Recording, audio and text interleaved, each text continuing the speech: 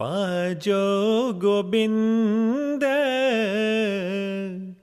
Pool मात जाह मानस जन्म का एही लाह पाजो गोबिंद पूल मात जाह मानस जन्म का एही लाह गुर सेवा ते भगत कमाई तब ये मानस देही पाए इस देही को सिमरै देव सो देही भज हर की सेव सो देही भज हर की सेव भजो गोबिंद पूल मात जाह मानस जन्म का एही लाह.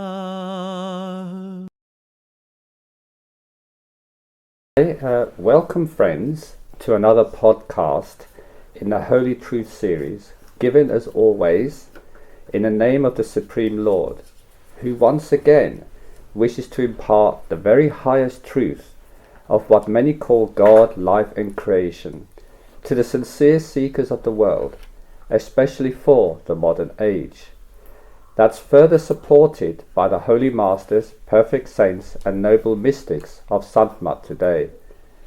Now this truth of the ages is the noble path of Sant, or path of the true saints, also known as the universal truth, true spirituality or true religion, that is so graciously gifted to seeking humanity by the great holy masters, perfect saints and noble mystics in every age, who are themselves the true representative of the Supreme Lord even today. And although little known among the masses, once encountered, a sincere true seeker can easily recognize that this noble path or true way encompasses all true faiths and beliefs as the noble source of all, details of which can be found in our humble literature, spiritual centers or YouTube channel, as well as in the Holy Discourse series of ISTAuk.com. But before I begin today's session of spiritual questions and answers, I would first like to make a short introduction about who we are and what we represent here today. We are the International Spiritual Truth Association, or ISTA for short, and although now global, we originally set up in 2016 in the UK by request of the Holy Masters of the day, who derived their authority from Great Master Baba Savan Singh Ji of the holy lineage of Sant in India, the Levant and Persia. Now our given mission is simple: to tell the full truth about true spirituality or true religion from the Supreme Lord's point of view, especially for the modern age, while also correcting the confusions of the past and even that of the present about what is the real truth. Yet this high truth teaching is not new. It is an age-old path of true spirituality, known today as the Holy Truth of Sant, which in fact has been discreetly taught throughout the ages to the most sincere seekers of the time. Alongside the more familiar religions or philosophical teachings that we all know of. Indeed, Holy Masters tell us that the simple teachings of mass religion and mass philosophy are only there to elevate the masses to the position of higher truth seeking, so that they can understand and ultimately practice true spirituality or true religion. Therefore, our mission here today is simple: to impart the very highest truth of the Supreme Lord to those who wish to know. with all the love, grace and wonder that such a gift entails. Now for those who do listen and take heed, Holy Masters tell us that they are indeed the most fortunate ones in humanity. As for myself, I am a sincere devotee of the very highest truth of Sant, who has given his life in the service of the true Lord. As such, I do not seek any recognition, praise or reward, as I only act with the authority and by request of the Supreme Lord itself and the Holy Masters of today, to simply tell the full truth of God, life and creation for the modern age. I humbly speak, therefore, as one who has been gifted with true knowledge of that high truth, and as one who lives in the Supreme Lord's will. Thus I offer my humble demonstration and knowledge to all who seek the same.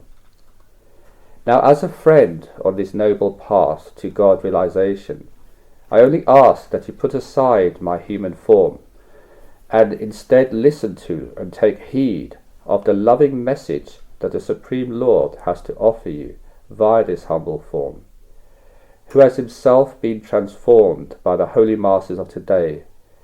Thus I represent the proof that truly anyone can rise above their given karmic role, to become truly noble once again, by the true Lord's grace, if only they earnestly seek it.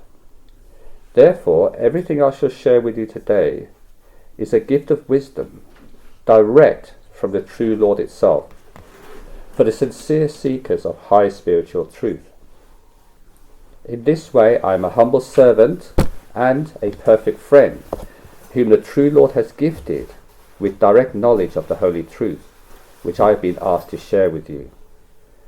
So although I shall speak with the authority of one who has been instructed to do so by the Supreme Lord, please do not attempt to praise or glorify this humble messenger in any way, for you too are all divine beings undergoing a human experience in this lifetime, though you may not yet be aware of this.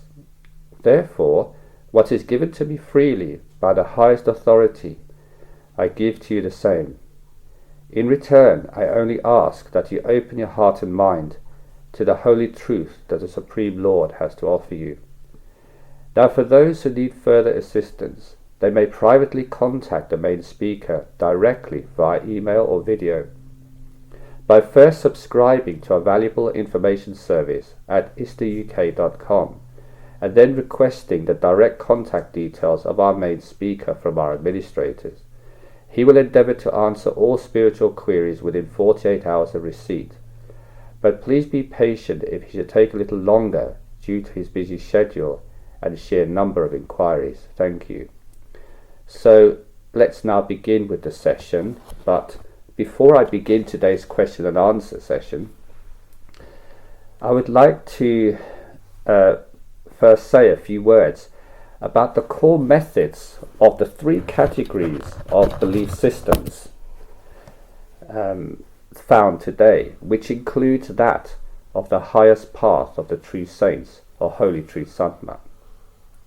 Much has been spoken about this subject over the centuries by the various holy visitors to our world and by the intellectuals of each era.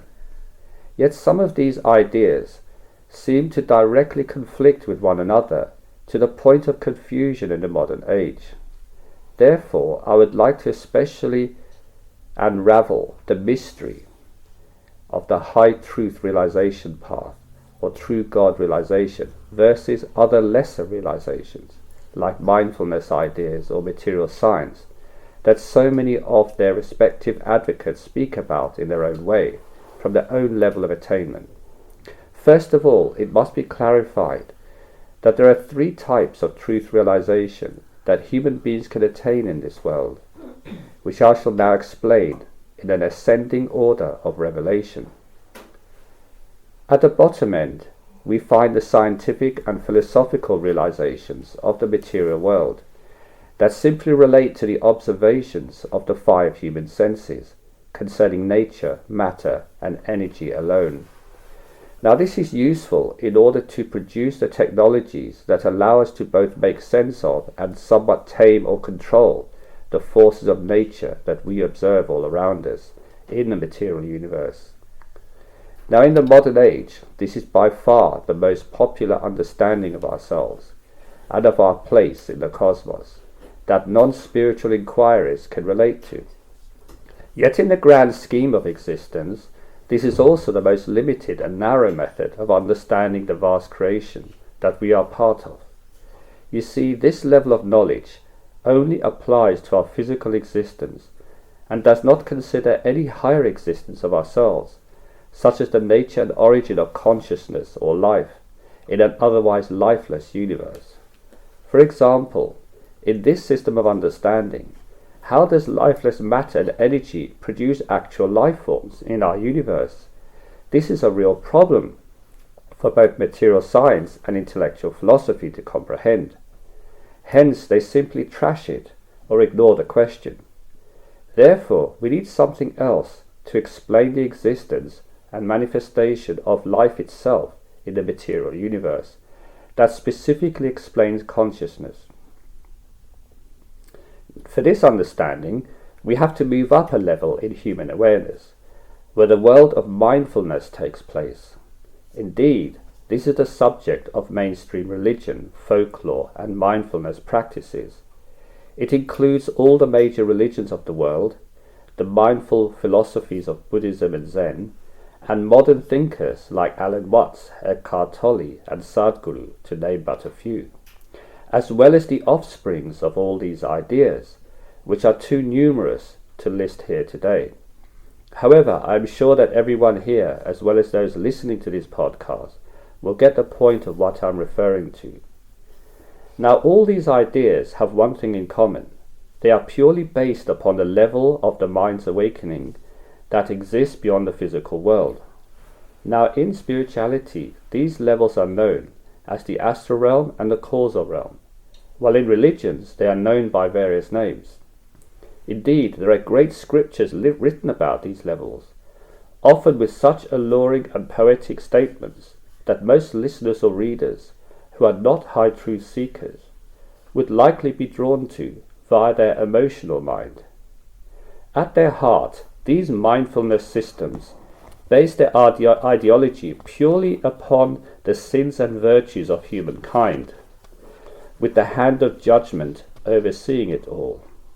Therefore, the mindful efforts of their followers are required to perform ritual practices that claim to attain the higher truth of one's mind, or of the God-deity realms of creation, etc., at the exclusion of the true self or soul.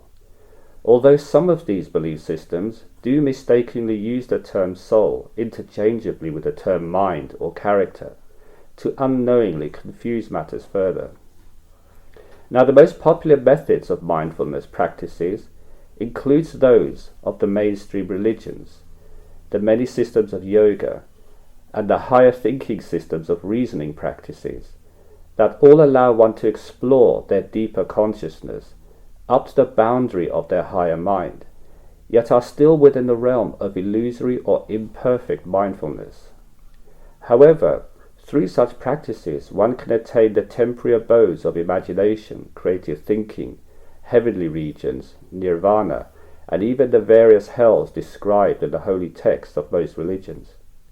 Meanwhile, the whole play of this mindful illusion is governed by a universal law of karma, reward and punishment or justice, based upon retribution. This means harsh or unforgiving judgment, such as an eye for an eye and a tooth for a tooth, or what goes around comes around, or the law of cause and effect, and so on, operating in an endless cycle of action and reaction, deed and consequence, etc. Sadly, for all its followers, and even for the most faithful, there is no escape from the cyclic struggles of this system that is summarily required to attain and maintain one's gains, and no hope of an end to it. Although some scriptures do speak of heaven, paradise, nirvana, moksha, eternity, forgiveness, mercy, God, and the like, that simply emulate their higher truth existences that occur far beyond the mindfulness realms of character or jiva, which in the lower sense of religion, etc., are just misguided attainments that mask the true state of their entrapment system.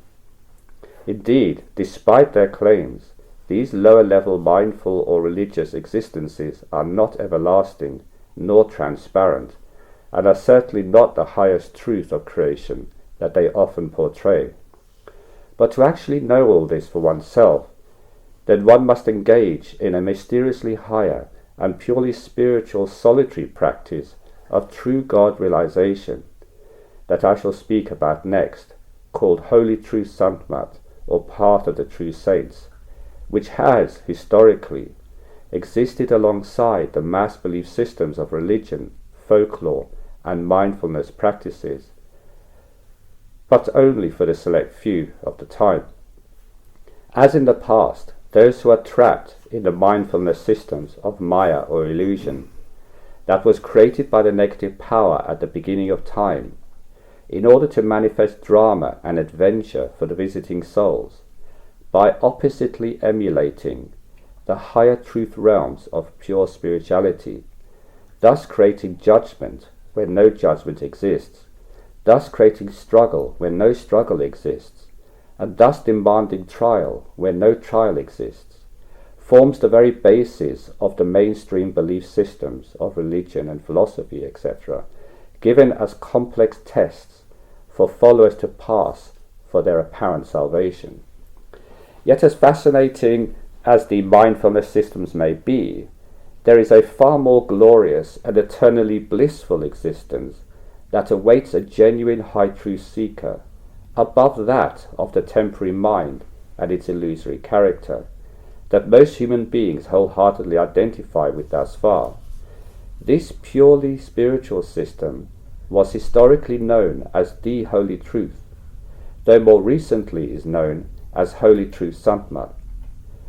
Now this Holy Truth path deals with only the highest truth of oneself and the true Lord, spiritually known as the soul or the true self, which is a drop of the divine ocean of the Supreme Lord. As such, it does not involve any mindfulness practices like rituals, prayers, or mass group activities, but instead creates a very personal connection with the Supreme Lord within oneself, meaning within one's higher consciousness, all while living a simple householder or renunciate life. Therefore, to the casual observer, such a follower looks like everyone else, has similar dramas in life, and has to undergo karmic existence to perform their given duties. But the difference is in their higher objective in life and the consequent noble attitude that accompanies their discreet spiritual practices, while aiming to seek no attention or recognition from the crowd, as only peace and joy, love and wonder, truth and higher awakening interest such a follower. In other words, they only wish to connect and unite with the one who has gifted them with this great knowledge and its grace through the bond of divine love and devotion. Now, moving on to the basic requirements of following each system, let me summarize the methods of practice that each system teaches, which naturally varies. For example, science and philosophy only demands that one applies oneself to book learning, sensory observations, and intellectual reasoning in order to fathom the world they see around them, with no concern for the origin or purpose of the conscious mind, nor of the levels, dimensions of existence beyond the physical.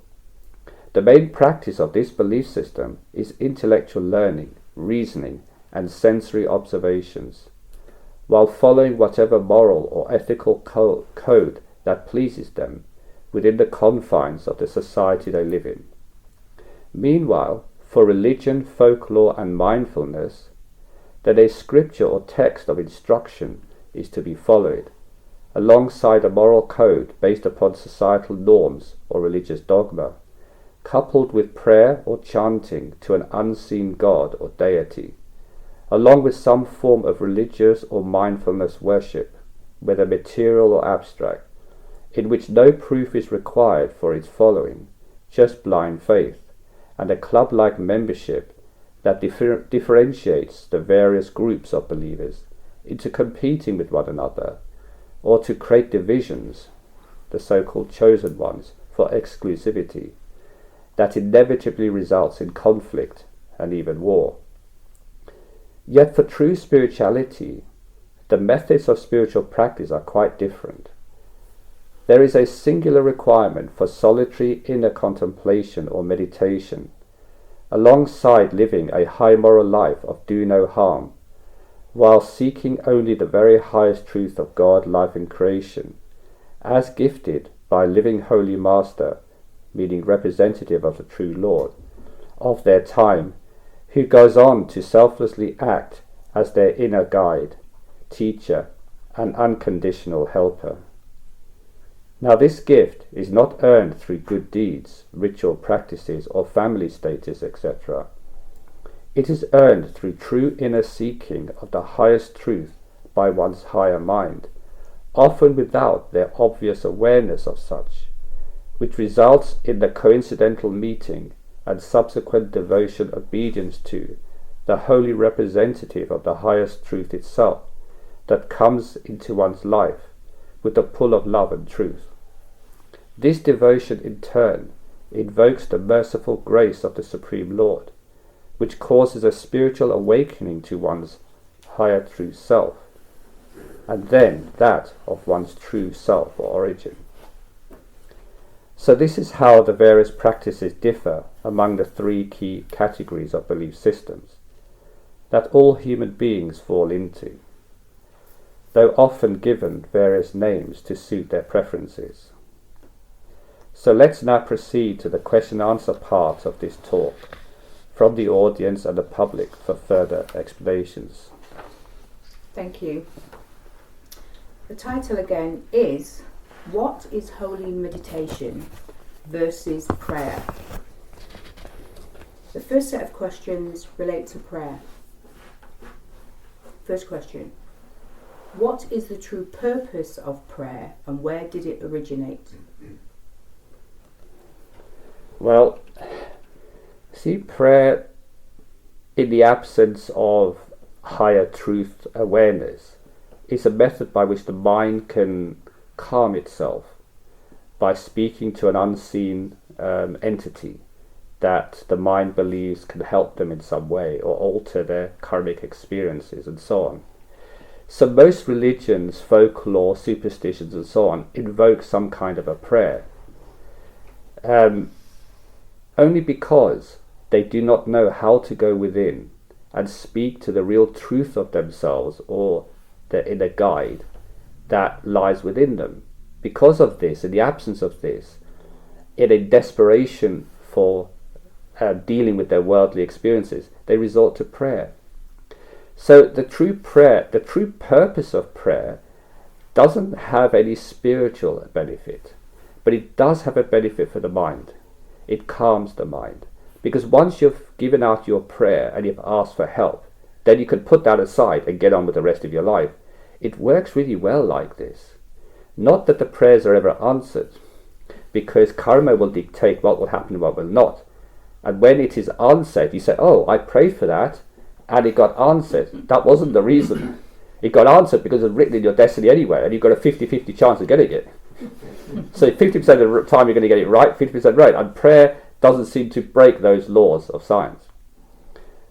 And where did it originate? It originated right from the very beginning, when humans started considering their place in the cosmos and who they were. Because when they saw everything around them operating in such a fascinating way, given their reasoning abilities, they wanted to understand this.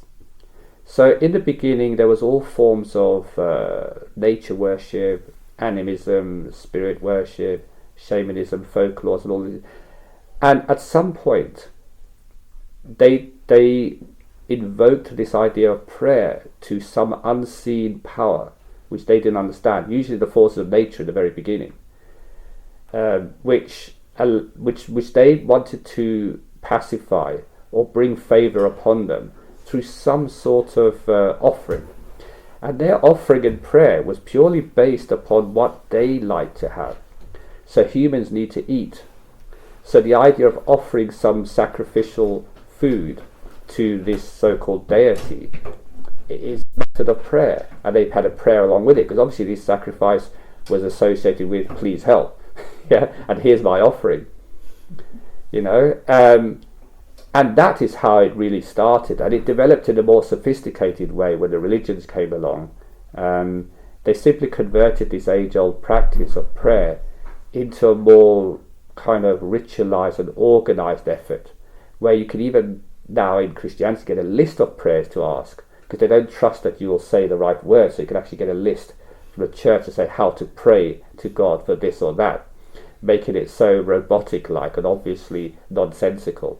But it gives many people comfort. And at the end of the day, if the prayer can give them some comfort in life, even if it doesn't give them spiritual realization or even an answer, that's maybe something. So from that point of view, it's okay. Thank you. Is prayer more about intention or the words spoken? The words certainly have got nothing to do with it. Everything is intention in this creation.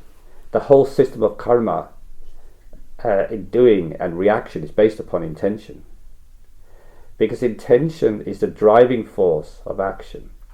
Without intention, an act cannot take place. Now, intentions can precede actions, but actions may not follow the intention. What I mean by that is, let's say you intend to have a drink of water, but you don't follow it through.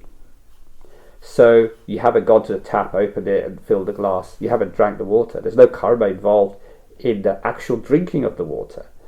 But the intention was to do it. The driving force was to do it. And only circumstances prevented you from actually doing it. So there is no difference between intention and action from the Lord's point of view.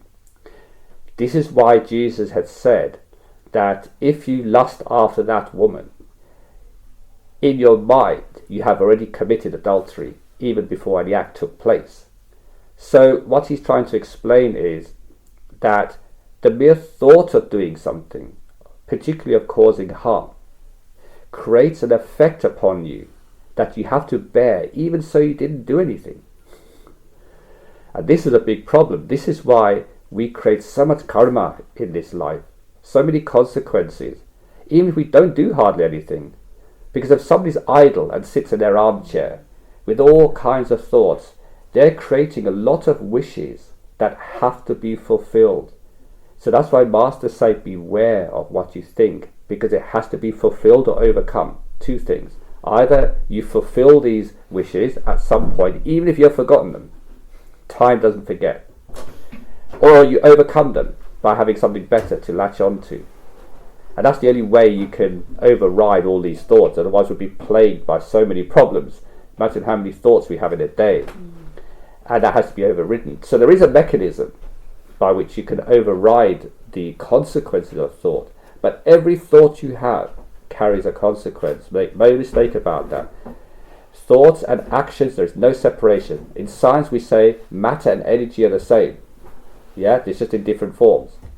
So action and intention are the same, just in different forms. Well, that sounds worrying.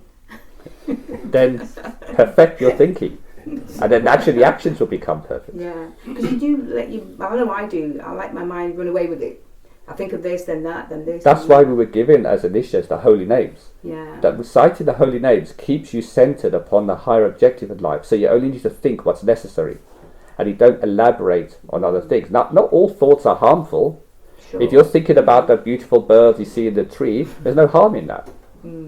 It's only those thoughts of harm or consequence or judgment, that leads to problems. And unfortunately, the moment you thought that judgment or that harm, it cannot be taken back. The law is such that you cannot withdraw it later on reflection. That's why the masters say be very careful what you think. Because even if you say, I want to bash that one, but you have no opportunity. Yeah, this is it. Then in the karmic world, you have done so. Wow. So be careful. unless you beg for forgiveness. There's something called repentance. Later on, if you say, no, I should have thought that, I made a mistake, I really feel sorry, and you genuinely feel sorry, not just saying because you're fearful of the consequence, but because you genuinely think, no, that wasn't right, then yes, it is forgiven. So there is a way out, but most people don't invoke that way out. They just leave it because they think it's okay. Yeah, because they haven't done it. Yes, go ahead. So in terms of that, Yeah. I have certain events in my earlier life which caused me a lot of anger. Yes. And the person who instigated that and made that happen to me,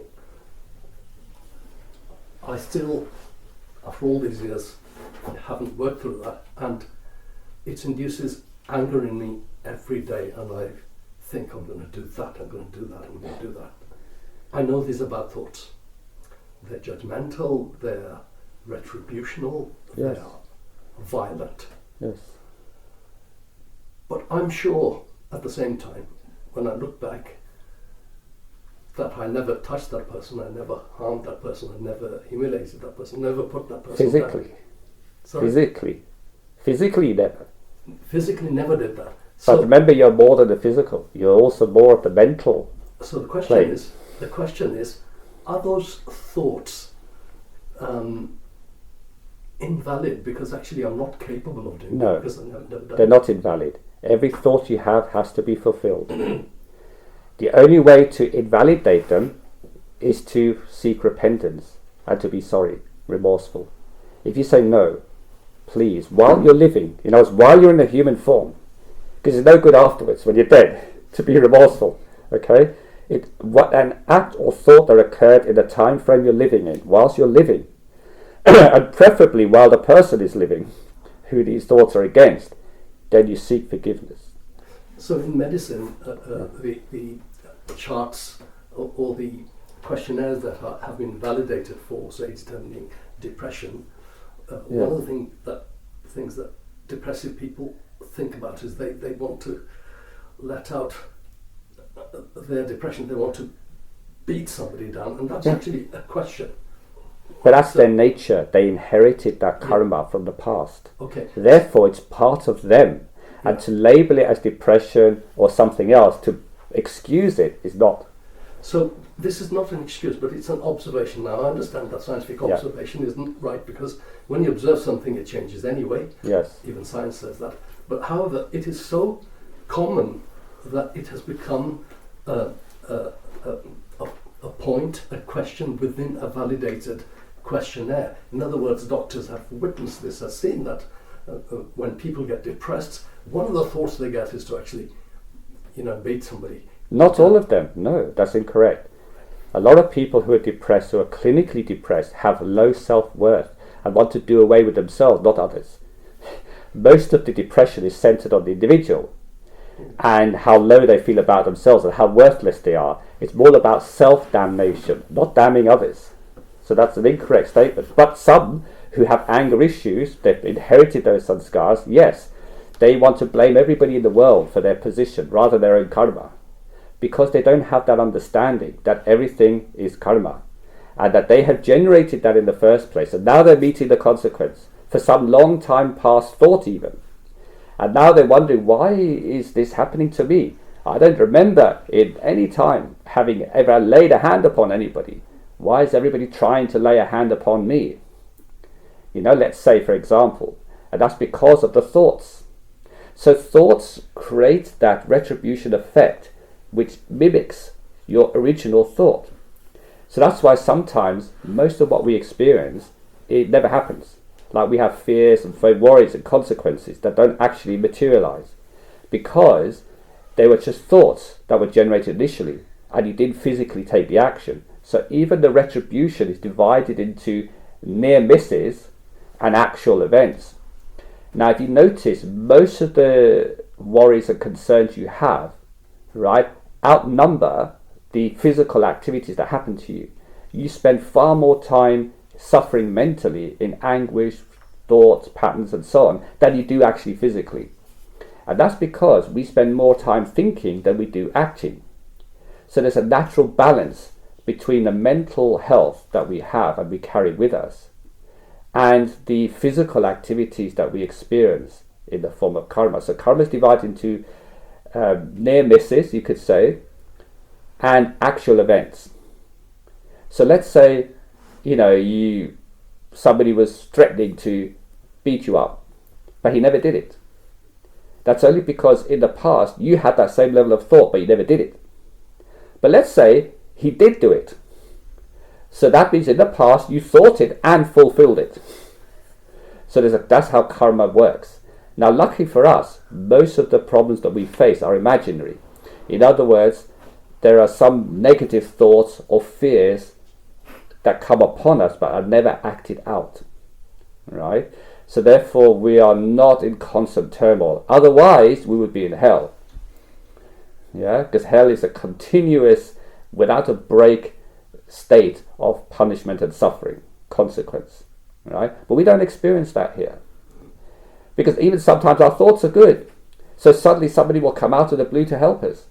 Get that thing from the high shelf. And you think, oh, that was very kind of them. Why? Only because you have done so. Similarly, if somebody tries to help you but can't, fails, then in the past you tried to help somebody and failed. So although they are coming forward and it didn't come to anything, it failed because they didn't have the expertise or whatever, they at least made the effort, the intention.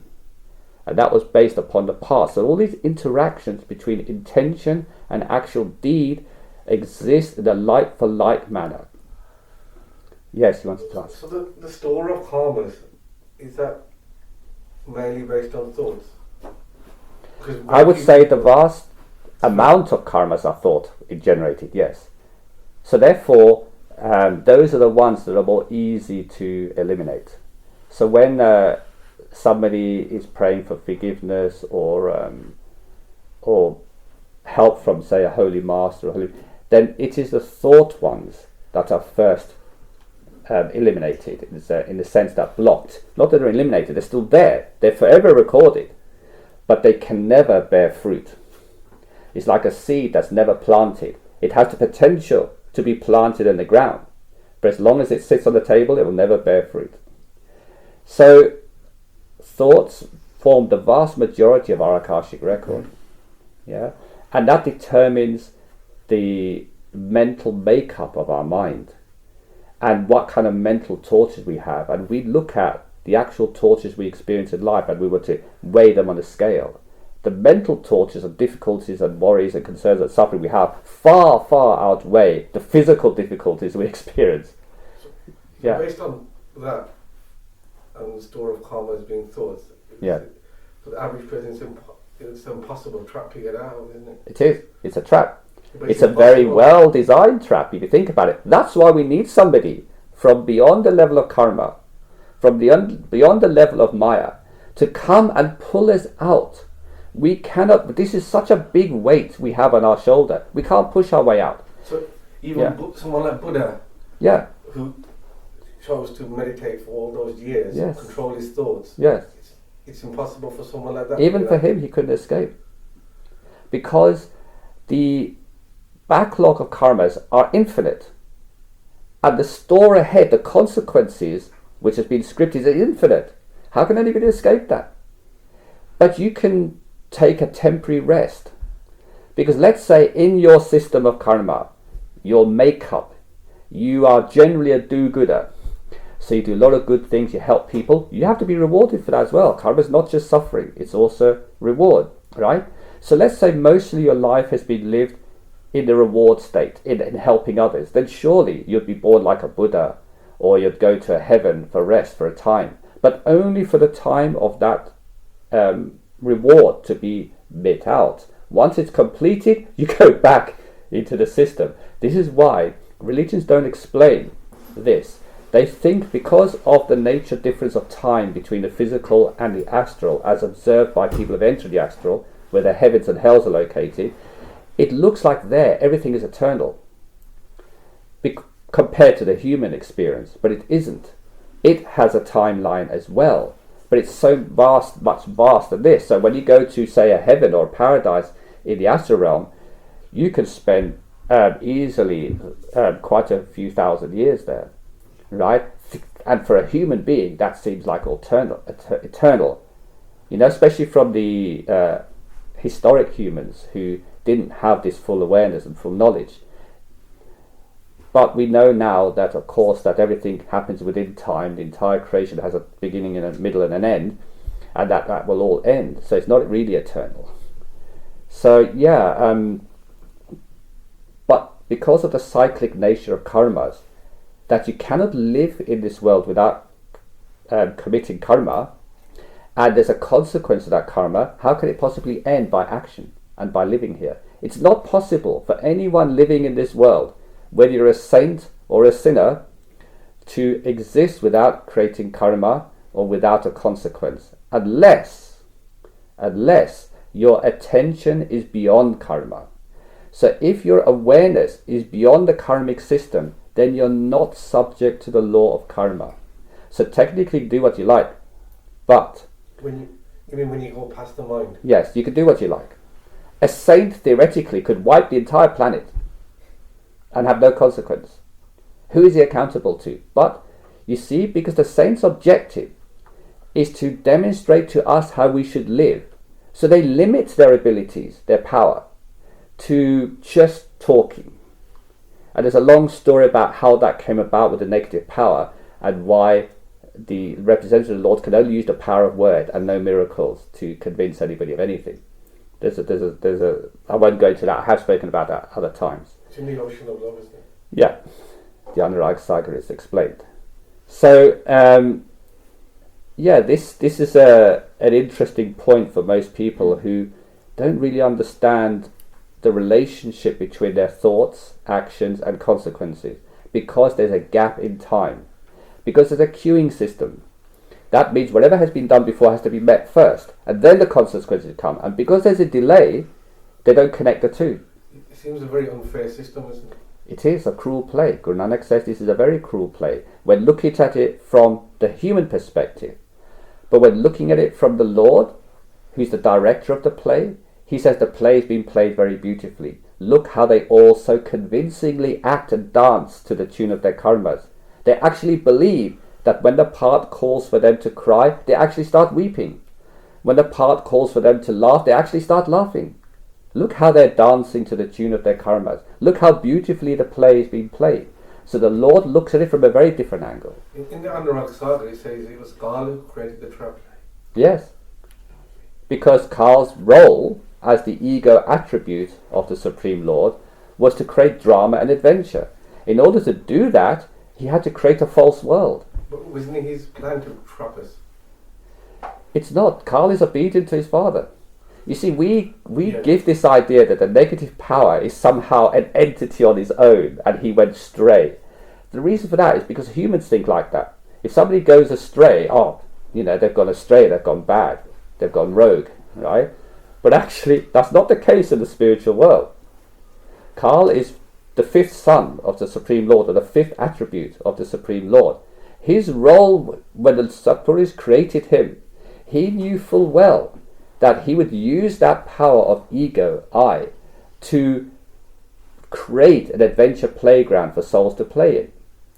Now it happens that this adventure playground, when you compare it to Satgurus, is involving something called suffering and difficulty and struggle and so on. But this is all illusory, it's not real anyway. But nevertheless, the souls, when they come into this system and abandon their realization and take a part in the character, the play that they've been given, they play that part well and convincingly so. So according to that and what you said about thoughts, then the thoughts are written then?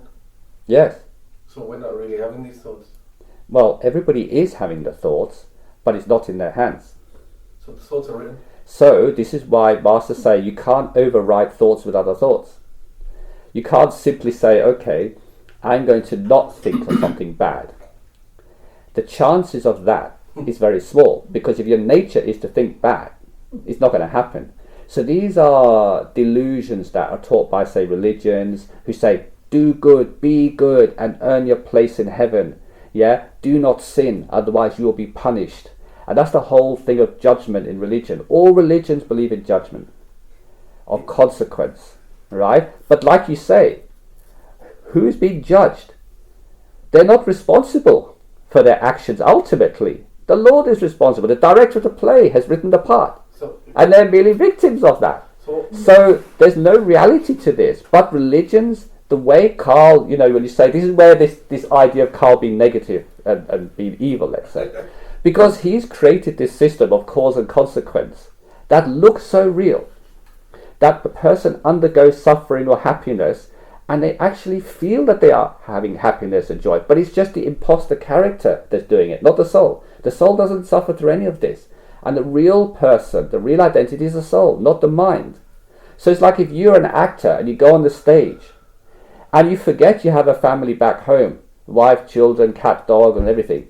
And you go onto the stage and you believe the part you're playing is real. Then you have a problem. But how can an actor go onto the stage and play sometimes the part of a villain even, and yet still go home and cheer with his wife at home peacefully? How? Because he's aware of the situations. He is aware of the non-reality of one and the reality of the other. So the idea of spirituality is to create that understanding within us that we are just a part of the play. Yeah? But this is not our reality. We're just players, actors on the stage. So when masters say, when you sit in meditation, and they say, like, let the thoughts come and go, whether positive or negative, that means those thoughts are going to happen anyway. Yes. They're not your Don't thoughts. give them any energy. You see, if you give them the energy of will that you wish for them, then that becomes a problem. So there's another level of this thinking. Let's say inadvertently a thought comes into your mind, this, but immediately followed by no. The will of decision, the power of right, because you've elevated, say, high mind. High mind kicks in and says, no, this is wrong. It's cancelled. That does happen occasionally, like where you have a negative. Unfortunately, too few times it happens. If it was the majority, we'd be in a much better position. But we actually enjoy our thoughts. We love them. We revel in them. We celebrate them. We champion them. And we even carry them out sometimes. It's like a drama going on in you. Yeah. You carry everything within you. The subconscious of your mind is full of all these unfulfilled desires and thoughts. They've not been fulfilled yet. They're waiting to have their turn. But they're the character thoughts, they're not my thoughts. They're just of character. They're of the mind. The mind and the character are one. Okay. Yeah? The mind is the jiv that's referred to in religions and the text. Atma is the soul. They're different entities completely. Unfortunately, as I mentioned in this talk at the beginning, religions confuse the mind and the soul and they lump it as one. And that's where the problem lays. Because they've hijacked a term in the spiritual realms and brought it to explain what they are teaching in the mindfulness practices, which is incorrect. But a truth seeker, a person who really seeks the truth, will look into all of this and make understanding of this. But that is only possible when their time has come, when it is written in their destiny. That is why saints don't praise themselves or anyone. The reason, because everything is already scripted. If they take pride in them attaining something, they're no different to the villain who takes pride in his villainy. Like yogis of like Hinduism, like Yogananda and that, they tell you that the mind's a trap. Yes, but the difference is between conceptually knowing it, of higher mind, because higher mind deals in concepts, and actually knowing it's different. They never cross beyond the realm of mind. What they talk about was a theory. Not even Yogananda? Not even Yogananda. So he didn't go beyond the third stage? No. So you have to understand that the concepts, when you reach a higher mind level, everything is conceptual. There's no physicality or no activity as such. The causal realm, at the top of the causal realm, is pure thought. Right? Then thoughts are later translated down, if you descend, into an action, into an activity. But in the beginning, you have the freedom to think what you like. So when you reach a certain state of mindfulness, you understand all the concepts of how the mind operates and how thoughts operate. But that doesn't mean you've crossed it. Like I could read a book about traversing the desert, and I could understand all the problems of traversing the desert. I could even give lectures on it. I've never attended a desert. I could even give lectures on it. I've become a professor of desert travel, but I've never crossed a desert. So this is how higher mind operates. It loves concepts. So all talks, everything are all conceptual until you have an experience of it. When you have an actual experience of it, then you speak from knowledge, not belief. Concepts are beliefs, and they can change. So if somebody only carries a concept within them, I can give them a better concept and they immediately switch. But imagine if you have direct knowledge of something, actual experience of it, that no amount of debating from anybody, no matter how convincing they are, will change you. Because you know, you know directly. Experience trumps concept. So these yogis meant well, because they'd reached a point of higher knowledge, such high knowledge that they had this library of concepts. Everything was laid out before them, like scientists do in theories. Scientists have all these theories. Yeah, this seems very, like Yogananda, it seems very close to Sant masters. Yes, because the higher mind, what's the difference? Higher mind is so close to Parabrahma, the level of the soul, that is a direct copy of that, very similar, but imperfectly so. It's imperfect, that's the difference. You cross the border into Parabrahma, you come into the perfection. If you cross into the causal realm, Trikuti, you come to the imperfection version of it. But they're close to each other. So Yogananda was much closer to the truth than, say, a scientist would be in a laboratory. Yeah? But that doesn't mean he crossed the realm of mind and Maya and entered the spiritual truth. He's still very much within the idea of thought and higher thinking. And if you look at his teaching, it is very much about conduct and so on.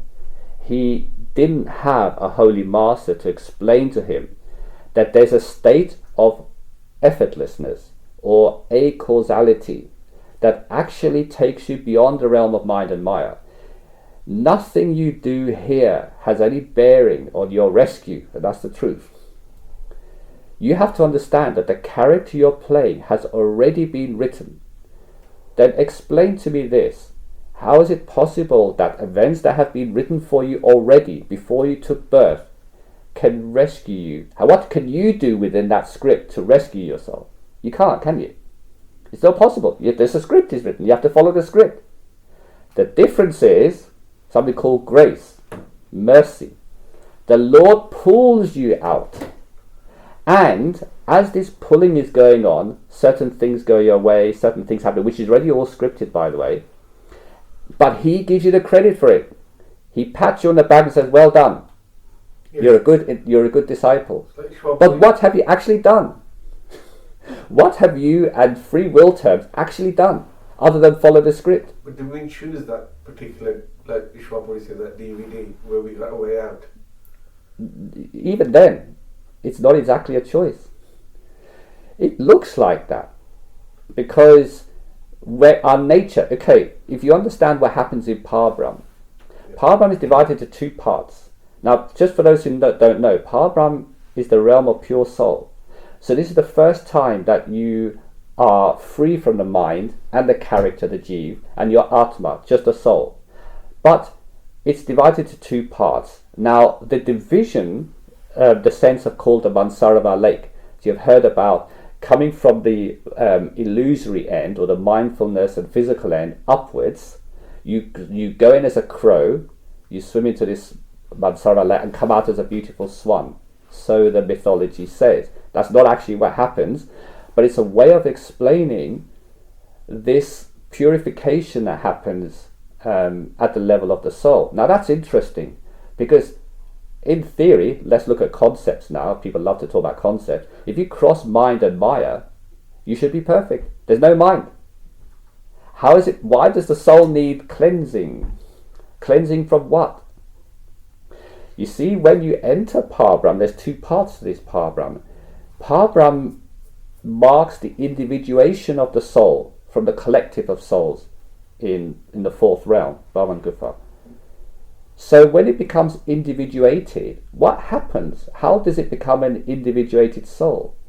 It is assigned a characteristic or a stain upon it that allows it then to adopt the mind. How can the perfect soul adopt an imperfect mind and become so attached to it? Oil and water doesn't mix. But if you use something called, in science we know about something called an emulsifier. An emulsifier allows water and oil to mix. Yeah? So you could say Parbrahm is the emulsifier. The Mansarva lake is the emulsifier, which allows a perfect soul who has no stain, is pristine in every way, to become imperfect, but still a soul, not associated with a mind. Now the nature of that imperfection is scripted. And that imperfection will so-called choose a DVD. Yeah? Because the moment you have a choice, you're making a preference, aren't you? It's not that you are something being thrust upon you. If you're making a choice, the idea of a choice is that you exercise your preferences, right? What makes a soul choose a particular DVD, as Ishwarji says, or a particular storyline? Because that stain has been put upon them in order to play their part in creation. Now, when souls descend from the collective consciousness, they come as a group, maybe 1 trillion strong. And these trillion souls all have to play a part to make the adventure work. Just like when all the actors and actresses turn up on the stage, they all have a different script. But they come to the same stage, the same platform. Yeah? But by the nature of their script alone, they differ in their roles. Yeah? They're all human beings. But suddenly now, they're more than a human being. They're an actor or an actress on the stage because they have a script. So when all these souls descended as a group from Satgurus through the fourth realm into the individuating of Parbrahm, they are each divided as individuated souls with a particular angle of approach in creation which is given to them, in order to play a particular part that is to come in creation. So when they go and pick the DVD, it looks like they're making a choice, but no, the script has determined the preference and the choice they will make. From that point on, the moment they become individuated and separate from the universal truth, they're doomed. In the sense that they now have to fulfill the objective of this individuation. So they take a part in creation, and this lasts for a few million years, and they play all the different roles. So what happens is they don't just take one character, they take a persona, an identity that has many chapters to it. So unlike us, which we have this one lifetime, where we say, this is my character, actually the character collective that happens in Parbrahm is a whole storyline of different characters that this individual plays based on a common theme. Yeah, either they're going to be the villain, the saint, or something else. And all of this is determined by the script that is to follow. So then, each lifetime you carry on from before. And that's how the system of karma works. It's very beautifully laid out. In fact, when you look at it from the higher perspective, it's a marvel of story writing. The best script ever, the best story ever. You can't fault it. It is perfect nature. And all the thoughts that you're discussing are all part of that script. Yes. So that is really to. But that is why they say live in the Lord's will and go with the flow. What does that mean? Because you have no control. But if the mercy of the Lord is upon you, let's say your time has come and you get that pull, that calling within you to go back to the Lord, then naturally those thoughts which stop that from happening are blocked. And only the thoughts that are helpful to you are allowed through. Even that's not in your hands. It's grace. Everything is grace. Like in the Guru Granth Sahib, Japji Sahib, Guru Nanak says, everything is hukam. Only hukam is real.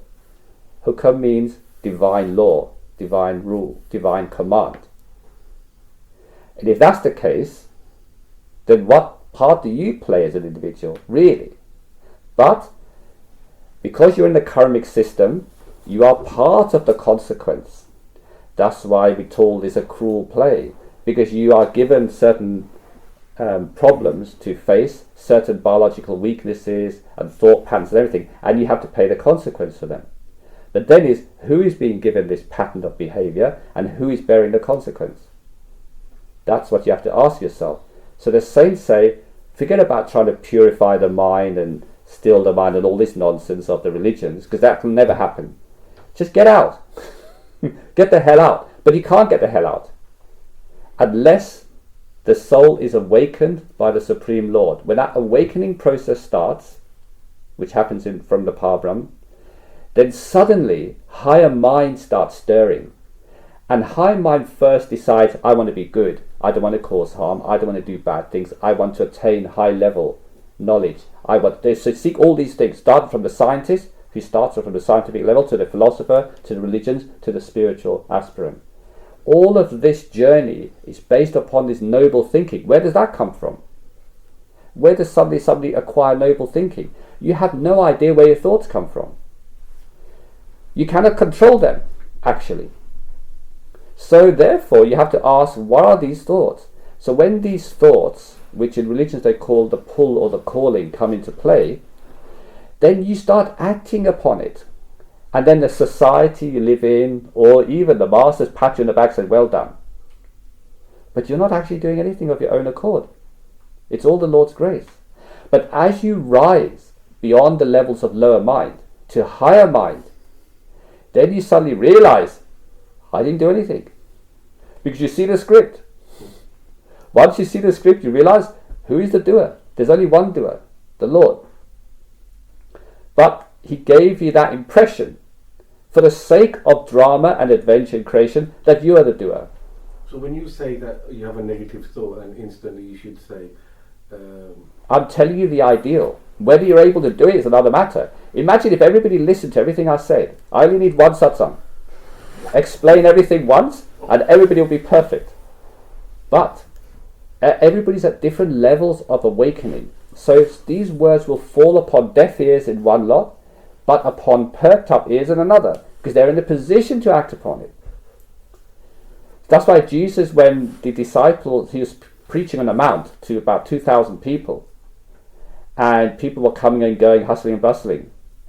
And at the end of his long speech, which is written in the Bible, only a few people came forward. His disciples said, why did you bother? You spent all this time standing in the heat of the sun, the pure sun, powerful. He was on the hillside. He was at the top, and they're kind of at the bottom of the hill, listening to his talk, burning his head, almost having heat stroke. He suffered. He suffered a lot for that speech, which is now recorded in the Bible. And the disciples, knowing this, said, why did you bother? He said, only these few people came forward. He said, my teachings were for them, not for the others. The others were mere curiosity seekers. Their time has not come. They're not ready. But these ones are ready, and it was for them. The fact that the multitude gathered around to listen is entertainment for them. I'm an entertainer to them. But for these people, my words carried meaning. Yes. Are animals individuated souls? Yes. And they are. Yes. And many people think of the earth, of which there are trillions and billions others in the universe, as being alive.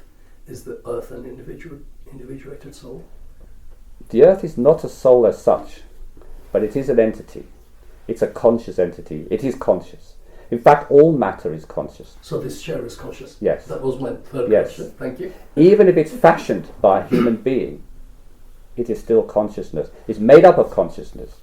But the moment you fashion it, which you think you're the doer, the Lord has instructed you to fashion that chair, but you take the credit for it. That chair is of the Lord itself. This is a misunderstanding we have, which is why you should not disrespect anything. Let's say when you're angry and you cast aside the chair in anger for some reason, then next time you sit on the chair, it will fail. It will collapse beneath you, or something will happen.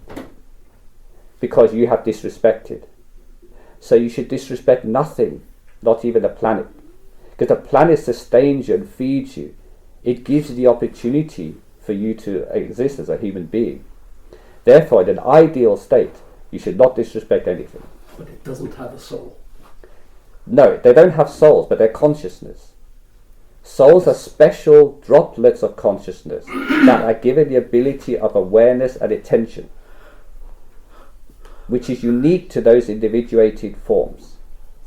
But nevertheless, everything in creation is made up of consciousness. Yeah.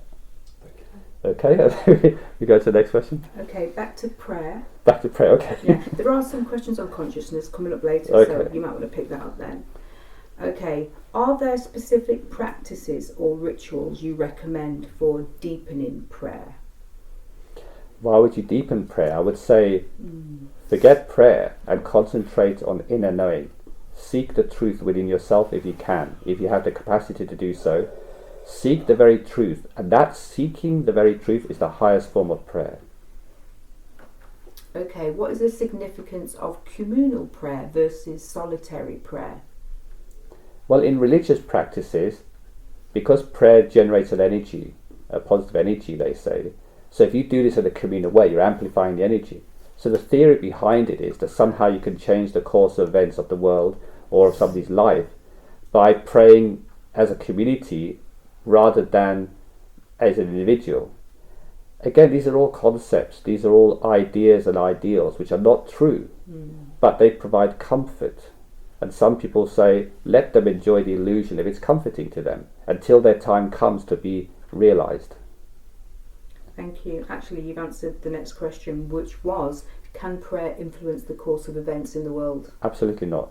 It's just coincidence if they pray. Just a 50-50 chance of getting it right. Sorry, Lorraine. I'm sorry. I thought about you when I was watching a documentary Okay. of monastery Christian monks. Okay. And the head monk was saying that the earth is such a bad place that you have to pray, and these people have given all their life up completely. But it makes them happy. What's wrong with that? Right. So, but how cruel is that? Yes, you could say from a certain perspective, it's cruel play, it's a cruel delusion, but at the same time, they're happy.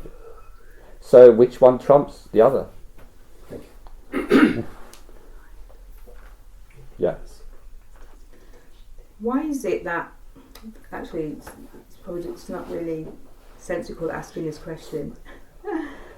Why is it that one prays and his prayers are answered, but another person may fast and pray, but the prayer is not answered? Well, I've already explained the fact that you've got a 50-50 chance of getting it right. Yeah. So, yes. Okay, Christians call on the name of Jesus, Muslims call Allah, the Buddhists call Buddha whilst praying. Is it all right to pray for the past holy masters? And also, can prayer exist without a specific deity or higher power? You can pray to anything you like. You could pray to the stone at the bottom of your garden if you believe it is holy. Who's to stop you? I thought you'd say something like that. But, yeah, but you know, prayer itself, you must understand that the prayer is just a comfort for the mind. The role of prayer is to comfort you. It doesn't provide a result. It has no power to do anything. It has no authority behind it. Who is doing the prayer? Let's say a sinner who wants to rob a bank says, please Lord help me to rob this bank because I'm praying to you. And my priest tells me that prayer manifests a result. Therefore, if I pray to you, let me rob this bank, you're going to help me rob this bank. Now, let's say coincidentally, he does manage to rob the bank safely and get away with it. Not because of the prayer, but because it is in his karma to rob the bank and the whole consequence that goes with it. His part in society is given that role. But he thinks, oh, the Lord, God's behind me. God's behind this action. One of the very famous uses of religion to justify activity is in war. You know, each side says, I am my God against your God, yeah? So each one prays to their respective God, right? Who's going to conquer the other God believers. And obviously one side wins. Now, did they win because he prayed for it, and therefore his God is more powerful? Or was it just written in karmic history that the reign of power will change hands? You see, we misinterpret things, and we're very good at that. We misinterpret things to suit our needs, our wants, our desires to fulfill a certain objective. So we say, oh look, there's a coincidence, right? Therefore, we caused that coincidence. Yeah, and that's a dangerous thing, because that gives these religions the power to think they're right. Like Hitler thought what he was doing was right, because the Jews had amassed all the wealth in Germany. Most of the other people were quite poor, so he instigated a terror campaign because he believed that he was right. And not only that, his early successes, which he inwardly willed and prayed for, thinking he was right, bore him fruit. So naturally he thought that even God was on his side. So he then sent out all his explorers to find the Ark of the Covenant, the Holy Grail, and anything to do with spiritualism or religion, objects of power, to bring back to the Third Reich. To demonstrate that all the main powerful relics in the world that exist serve him. He had an obsession with it. So? Thank you. You've answered this one, but I'll ask the question anyway. What is the best way for non-initiates to pray, since they don't have a living Holy Master but have strong faith in a Holy Master or past Holy Master? Forget prayer, just be a seeker. Just seek the holy truth if they can. I will always clarify if you can, because although I say you should do this, it doesn't mean they can. It's probably not written. You're asking a question and I'm giving you the ideal answer, right? Yeah. Whether you can do it or not is another matter, but when your time comes, you will. Yeah. Maybe that one time you keep on asking, suddenly something comes within you, grace awakens within you, the ability to do it, and now you start doing it. Yeah. And you take credit at that time, saying, oh, this particular person now started this within me, or they said something and it happened to me, they must be holy, let's say, or something like that, when actually it is just scripted. Yeah, thank you. What do most people in religion seem to pray for? Selfishness. Selfish desire. Yeah. Most people want selfish fulfillment without thinking of the consequence to others. If you want something that benefits you, that might cause a deficit in somebody else's life. So when you're asking for something, somebody else may be harmed. Because there's give and take in this world. If you take extra apple, then there's one less apple for somebody else, for the starving multitude. So when you ask for something, then that thing is given to you. Let's say this is your. I'm going to go to that conceptual or thought idea, because it doesn't actually happen, because you're only going to get what's written for you. But let's say you had some power, prayer had some power to deliver you goods, and you ask for something extra than what's allocated for you, and you get it granted to you. That has to be taken from somebody else's pot. So how can that benefit you? Unless you're selfish. That's what people are. They're selfish. Yeah. They ask for things for themselves. They never ask for the truth. Now, the higher mind, once the higher mind's awakened, it has a very different type of prayer. It just wants to know the truth. It's obsessed by the truth, and it doesn't care what the cost. And that's a very noble prayer, if there was any prayer to be said. Because this comes genuinely from the feeling of such an elevated person, but only an elevated one can think like that. Yeah. Thank you. Last question regarding prayer, but it's going on to meditation.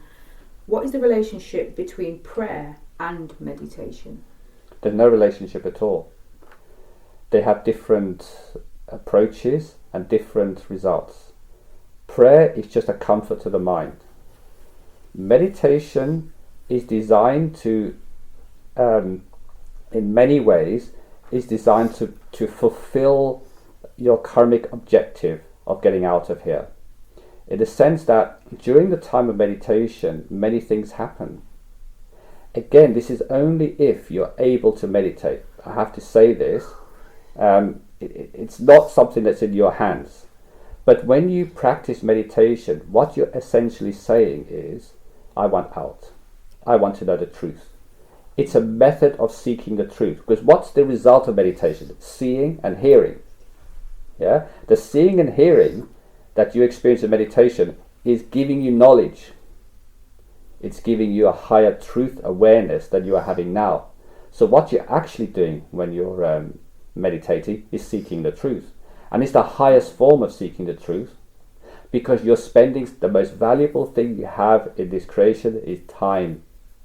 Your most valuable asset, time, which you can never regain, you're spending in meditation. So meditation carries a very powerful force behind it, in that you're spending time seeking the truth. Now, if you're meditating and you're initiated, then you are also given the mantra, the powerful mantra that opens doors for you.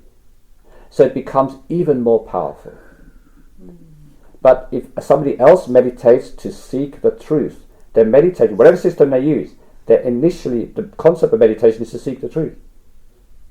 Even in the lower system, the fact that they cannot open the doors because they've not been initiated yet, they haven't been accepted by the Lord as their time has come, it doesn't stop the benefits of meditation. They carry that onto their next life.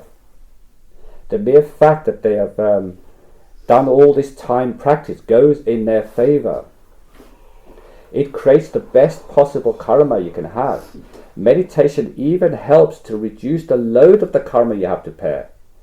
Not stopping the karma, but reducing the impact it has upon you. So meditation, it's so different to prayer. Much more powerful. Thank you. Going on to holy meditation now. Okay. How does light and sound of God meditation compare to other forms of meditation? You see, meditations are divided into various categories. There's only really two types of meditation. The meditation that is below the eye center, so meditation like the yogis use chakras and other mindfulness ideas, those type of meditations, and the meditations that occur beyond the eye center. Now, in pure spirituality, any meditation, anyone who teaches meditation to cross the eye center to one's higher self, that we call spiritual meditation, that we call good meditation. Anything that emphasizes on the chakras or energy centers of the body, the kundalini, or whatever you want to call these systems, right? And often meditation crosses, those type of meditations also cross into prayer and chant. So people chant and they consider that to be a meditation. Then that is of the mind and of the body, and is not spiritual in origin. Yeah, that is just a method of calming the system or manipulating the energy centers of the body, which the yogis became an expert with. But none of these manipulations, they give you something called riddhi siddhis, powers, but they don't give you knowledge. Yeah, no one who's awakened the various chakras has gained more knowledge. It's just power, and they don't even know how to wield that power, because it doesn't come with an instruction manual of how to use it safely. Yeah, so it's up to the whim of the individual who's awakened his power within them how to use it. You know, that's why some of them used it for the force of bad, to acquire selfish ideas. Others used it for noble things, to heal people. Yeah, because these energies don't have a good or bad side. It depends on the wielder, who wields it. Like a knife. The knife in the hand of a surgeon saves a life. The knife in the hand of a killer takes a life. The knife is not to blame. Thank you. How does this form of meditation assist in true spiritual awakening? And what is meant by true spiritual awakening as opposed to mindfulness awakening? You see, meditation can be done for the mind, or it can be done for the soul. Depends on what your objective is. So let's say inside you the objective is higher truth realization. When you perform a meditation practice in this way, a different set of circumstances take place. In other words, you have slightly different experiences, different coincidences in life, different things.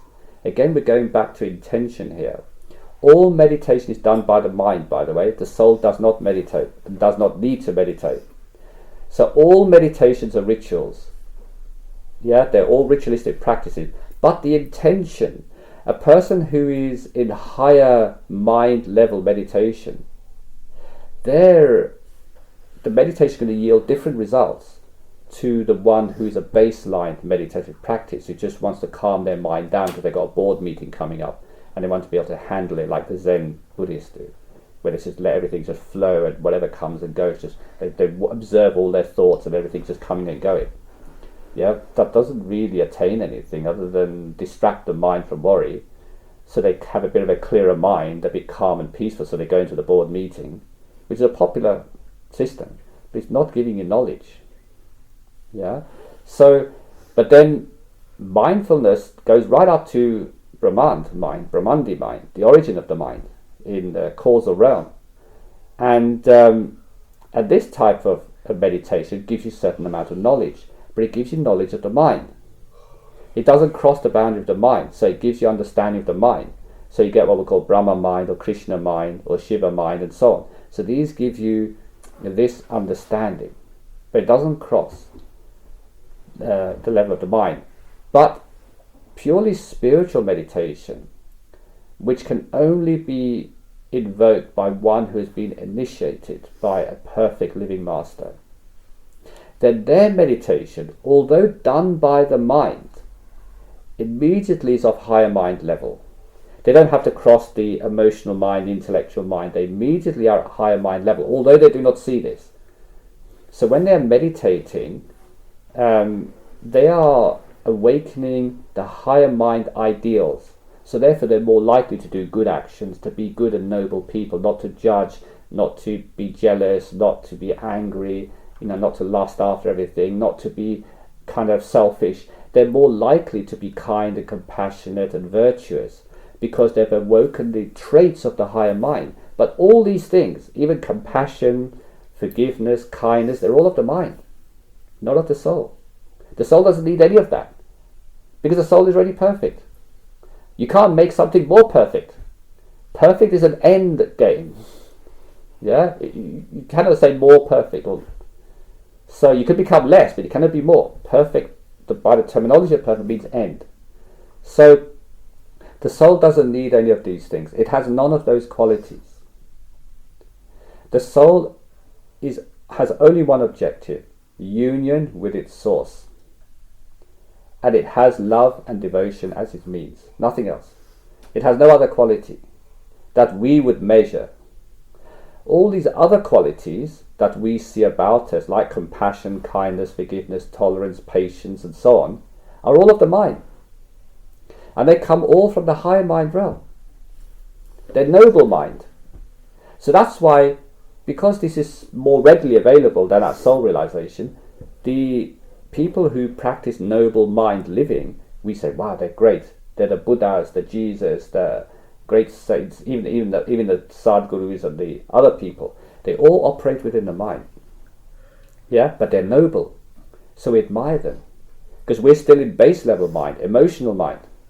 And they've risen to this noble mind. So for us, it's like the Himalayas in difference.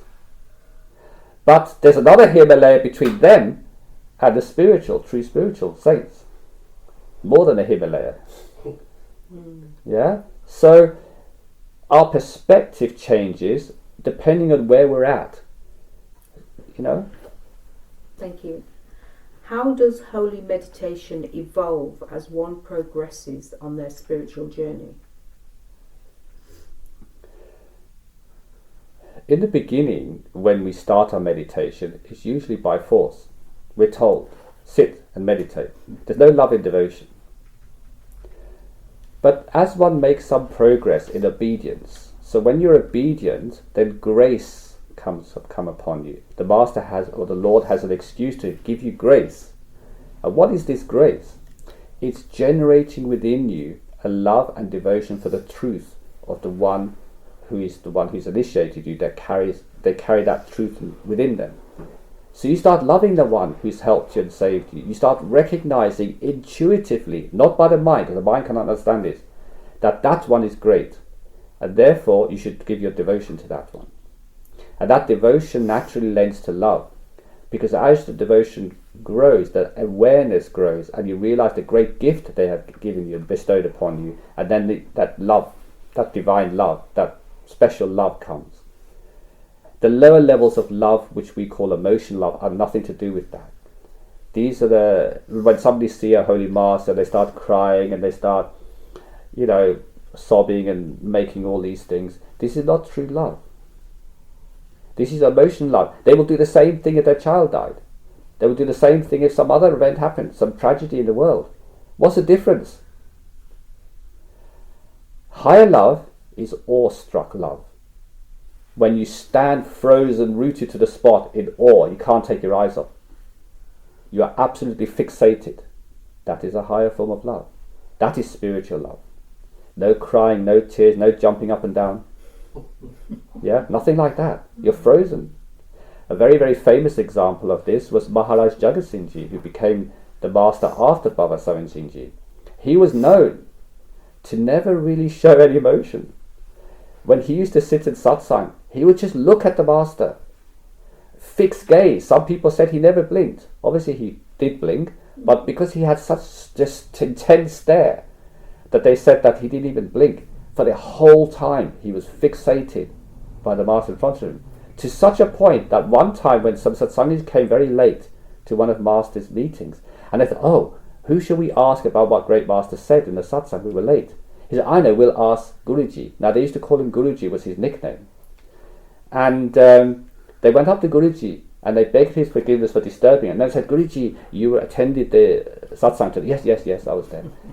And they said, so what did great master say? He said, I don't know. Yeah. He said, what do you mean you don't know? He said, you listened. You're the most attentive listener we know. You're fixated. He said, I don't know what he said. I was just in love with what I saw, the wonder of it. I was just in wonder, in awe, he said, of what was before me. He had no time to listen or to engage in any other emotion. And they were struck by that. They didn't understand the implication of what he said. Yeah. Obviously, later on, as this story came about, and some people got it.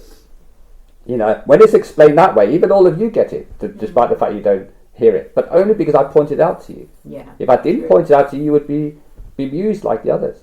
How could he not know? You see? So this is the difference in greatness. It's hidden in a certain way. Real greatness is often hidden behind normality or even weirdness. That you just think that's a bit of a weird person, you keep away from them. But actually they may be truly great. Thank you. What role does intention play in the light and sound of God meditation? Intention? Yeah. Well, you have to have an intention to practice to start with. But apart from that, no real part to play, because the gains you get are all driven by the Lord's grace. The intention gives you the credit. You can pat yourself on the back if you could reach to say, yes, I sat in meditation. And that's an intention. But then after that, the Lord takes over. Sure. Thank you. How can one integrate the experiences from light and sound meditation into daily life? The experiences? Yeah, from the light and sound meditation. If somebody has a truly spiritual experience, it transforms their life completely. There's no question of somebody having an inner experience. If they had to ask, did I have a spiritual experience? They didn't have it. They would know. They would know. They would, yeah. It's like if a woman was to give birth. Oh yes, she'd know. And she has to ask her mother, how will I know when I've given birth? She says, believe me, the mother says, the whole street will know. The screams you'll yell out, there'll be no mistaking it. Oh dear. Yeah? So, in the same way, if you have an experience within, and you have to ask somebody, was it a spiritual experience? It wasn't. Yeah. Thank you. Can you explain the relationship between the spiritual inner light, Diane, and Dion, yes. Dion. Sorry? It's pronounced Dion. Dion, sorry. Yeah, that's okay. Just for the listeners. There's another one coming up. And spiritual inner sound, Bhajan. Bhajan, yes. That disciples of the holy truth of Sant connect with. You see, as most religions refer to this glorious sound that created everything, actually it's difficult to explain in a very simple way, but I'm going to try and simplify it for you. The sound that they talk about and the light that they talk about is not seeing and not hearing. It's an energy. This energy starts off with a resonance, a vibrational power. Now this vibrational power, when it comes through the human form, acts like a sound. And therefore we say that there's a sound, which we call bhajan. Doing the bhajan part of the meditation practice is listening to the sound. And similarly, this sound generates a light. So the actual resonance starts with, you could say, a sound. But the sound and the light are knotted together. It's not that one essentially creates another, but that they are manifestations of the same thing. But out of the two, the light is a weak manifestation, so the visions you have, there's no reality to any of that. The sound, however, is the base of the resonance of the soul, and that carries a power of attraction. That's why the Holy Masters say, connect with the sound within, the Shabad within. They don't say, follow the visions. I've never read anywhere, even in Guru Granth Sahib, that they say, follow the visions. They say, connect with the Shabad, the sound, the Shabad Dun, they talk. Yeah, the inner sound. The Nakmik, yeah, the inner sound. And that will pull you home. So if you want to give a term of light and sound only because our senses only understand this resonance, and we separate it to light and sound to distinguish the way they look to us, then yeah, you have something called light and sound meditation. But when you get to, say, Parbrahm, it's a very different experience. It's not divided into light and sound. It's just resonance, vibration of the truth. It's a power, a creative power that is neither sound nor light. Yeah? But when we try to describe it romantically in human terms, then some saints have said there's a violin, the flute, and then the bagpipes, yeah, of such kind. But actually nobody's playing the flute, nobody's playing the violin or the bagpipes. It's not real. These are just, because bagpipes are the most haunting sound. So when the saints try to describe the feeling that you have in such kind, they say it's like the bagpipes. But believe me, no bagpipes are playing there. They don't even exist there. Thank you. When repeating the holy names during holy meditation, what should one think of or imagine while repeating the names? Should one think of what the names mean? Should one believe that he or she is repeating the names for his or her holy master or of the true Lord of all? Well, since you don't know the true Lord, and since you do not even know the true meanings of the names, then out of those three, the logical one would be you're doing it for your master. You're doing it because it's been given to you by the one you love. And your obedience to that one is to repeat the names. Now, when it's done with love and devotion, the names carry real power. They really do help, not because the names themselves carry a power, but because they're charged with that power by the Master, the Beloved. And when you chant them, it's like chanting the Master's name, invoking grace. So those names, that holy mantra, invokes grace, and grace gives you real benefits. But only if you understand again going back to intention, because it's the mind who's chanting, not the soul. Remember this, the mind is doing the mantra. And if the intention is to do this out of obedience, and the dhyan, or the focus of attention, is of the Master who's given them, even if you have to imagine this, then there's a real power there. But if you just do it robotically, let's say you have not been given these names by a perfect living Master who's accepted you into his fold, but you've heard them. So you just robotically repeat them. What benefit are they to you? You have no real connection with them. They mean nothing to you. They're just other names. Then they fall into the benefit of calming the mind.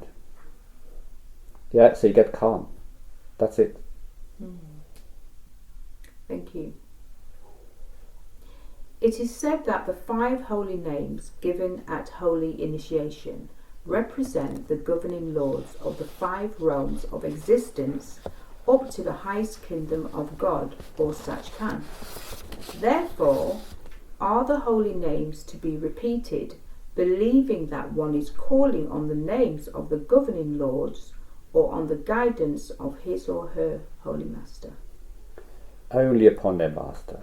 Because everything else is just conceptual to you. One thing you know for sure is you've met your master, you know he's real, or she is real. So that is the only reality you can be sure of. Everything else is conceptual. So you should always lean on that real experience you have, rather than on concepts. You touched on this, but I'll ask the question. Other than helping to focus on the inner eye or spiritual eye, what other benefits does one gain from the repetition of the 5 holy names in daily life? Again, with what intention is it done? With what understanding it is done? If somebody repeats those 5 holy mantras that have been given to them by their beloved, with the reverence and respect of the master in mind, then is a great power. And this power, as Jesus mentioned, can dry the oceans and level the mountains even. It has great power. More than you can possibly imagine. That defies the logic of your mind. But if it is done out of force, because you feel you have been told to do it, but you have no real feelings about it, there's no real love there or devotion in it. It's just that you've been told to do it and you perceive some benefit. Then you'll get some benefit because you're at least obedient, you're doing it. But the benefit you get will be far, far less than if you wholeheartedly engage in the activity. Thank you. Are there specific techniques or practices that you recommend for beginners of holy meditation? Be natural, be true. Do whatever you do it with a truthful heart. Don't try to deceive yourself or others in whatever practice you do. Be honest. Do it because you have a genuine, earnest desire for it, not because somebody told you. If you do something with that honesty and that truthfulness in mind and that seeking, the higher seeking ideal that is within you, this is a recipe for success. Thank you. During holy meditation, is it always necessary to set a time to listen to the sound, or should we continue the Simran until the sound comes by itself and then drop the Simran? That's correct. Generally, the preferred method is to start with the Simran until the focus becomes so intense within that you lose awareness of the body, or part awareness of the body, maybe the lower limbs. And then what will happen is you'll hear the sound within. Now, this sound, there's different types of sounds. There's over 3,000 different sounds that you can possibly hear. The one that comes directly from the soul, or the most powerful or pulling one, is something called a big bell sound.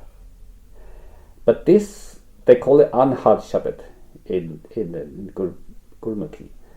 And what does Anhad Shabad? It means unstruck melody. Now, the interesting about this sound is it doesn't have a beginning or an end. It is just the middle of the sound you're listening to, the peal of the bell. And it's not a bell. So it's continuous. It's continuous. It doesn't have a beginning and end. It's not like a bell that you start with a beginning, strike it, you hear the strike. It is so melodious. It has no harshness to it. Because when you strike a sound mechanically, it creates a harsh beginning and then you enjoy the peal of it and then it fades. In the sense of this spiritual sound, there's no striking. It's just a continuous peal. So because it sounds similar to a bell, a big bell, so the saints have said, catch the big bell sound, listen to this shabit. This is the most important of the shabits. But it's not actually a bell, but it sounds like a bell. Like everything in scripture, things are written to something you can relate to here on earth, so you can distinguish it between other sounds. So this particular type of sound, which comes in the distance, so you'll have lots of little sounds coming first, like the thunder and the wind and the chirping of crickets and various other countless numbers of sounds. But you should ignore those sounds and keep to the center of focus. By keeping to the center, you will catch the big bell sound. If you start following these sounds left and right, then you'll be misled. So is that why they say catch the sound? Because there's no beginning or end. It's always playing, but you catch it at some point. When they mean catch the sound, it means latch onto it. Right, okay. Latch onto that particular sound. Probably be a better description. Okay. Yeah. Because not literally catching something in Oh, the I know hands. that. But then you... Yeah. And you're not capturing the sound. The sound resonates from your higher self. There's nothing to capture, it's already part of you. But by latching your attention onto that sound, which is the correct term I would say, it means that that sound has the power to pull you higher. It is the only sound of all the 3,000 sounds that can pull you higher. Okay? So that's why there's a great emphasis on catching that particular sound or latching onto that particular sound. Okay. Yeah. Thank you. Is meditation absolutely necessary on the highest spiritual path to God realization, or is it just a means to keep the mind occupied while one progresses inwardly via the Lord's grace?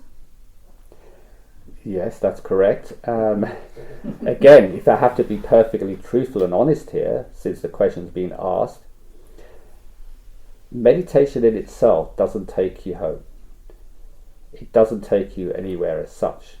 Meditation is more a love game. It's a game in which you have been instructed to meditate by your master, with the view that meditation you're pushing your way up. But with the mountain of karmas and difficulties you have, you cannot penetrate the void. You cannot push yourself out of existence. It's just not possible. So what is meditation doing? It's actually pacifying the mind. It's stopping the mind from drifting into negative thoughts. It's also spending time in something we call devotion. Again, this valuable thing you have of time, a fixed amount of breaths and heartbeats that you have in the world.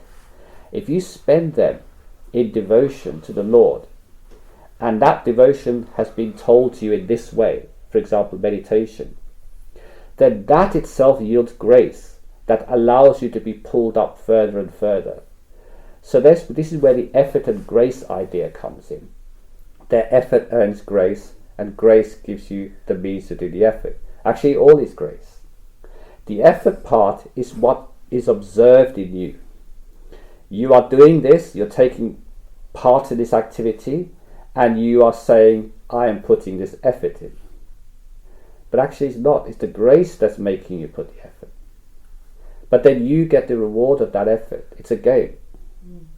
So actually, meditation itself doesn't get you beyond the mind.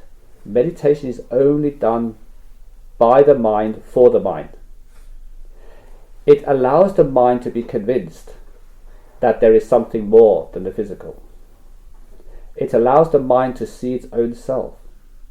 So it's interesting for the mind to meditate. But the truth is that the pull of the soul between the super soul, the Lord, and the soul is done from within, from Parbrahm in fact, where that cleansing process, that purification process is happening. And as a nature, the soul naturally ascends, but the attention of the mind, everything ascends upwards through various regions. And this is all in the hands of the Lord. So you should never egotistically be proud of any practice you do, because actually it's not in your hands. And if you put your pride in front and say, I am the doer, then you will have the results of karma. Good actions deserve good karma. You'll have to come back again to reap the benefits of that, but you will not be liberated. If you want to be liberated, then you cut off your head and hand it to the Guru's feet. Yeah, you give up the ego and surrender it to the Master. You surrender yourself completely to the Master and trust the Master complicitly. Then, yes, then you can be liberated. Liberated from what? Liberated from the clutches of the mind that has held you for so many millions of years. Because the mind will not give itself up on its own. The only way you can escape the mind is being pulled out of it. And the only way you can be pulled is by grace. You see?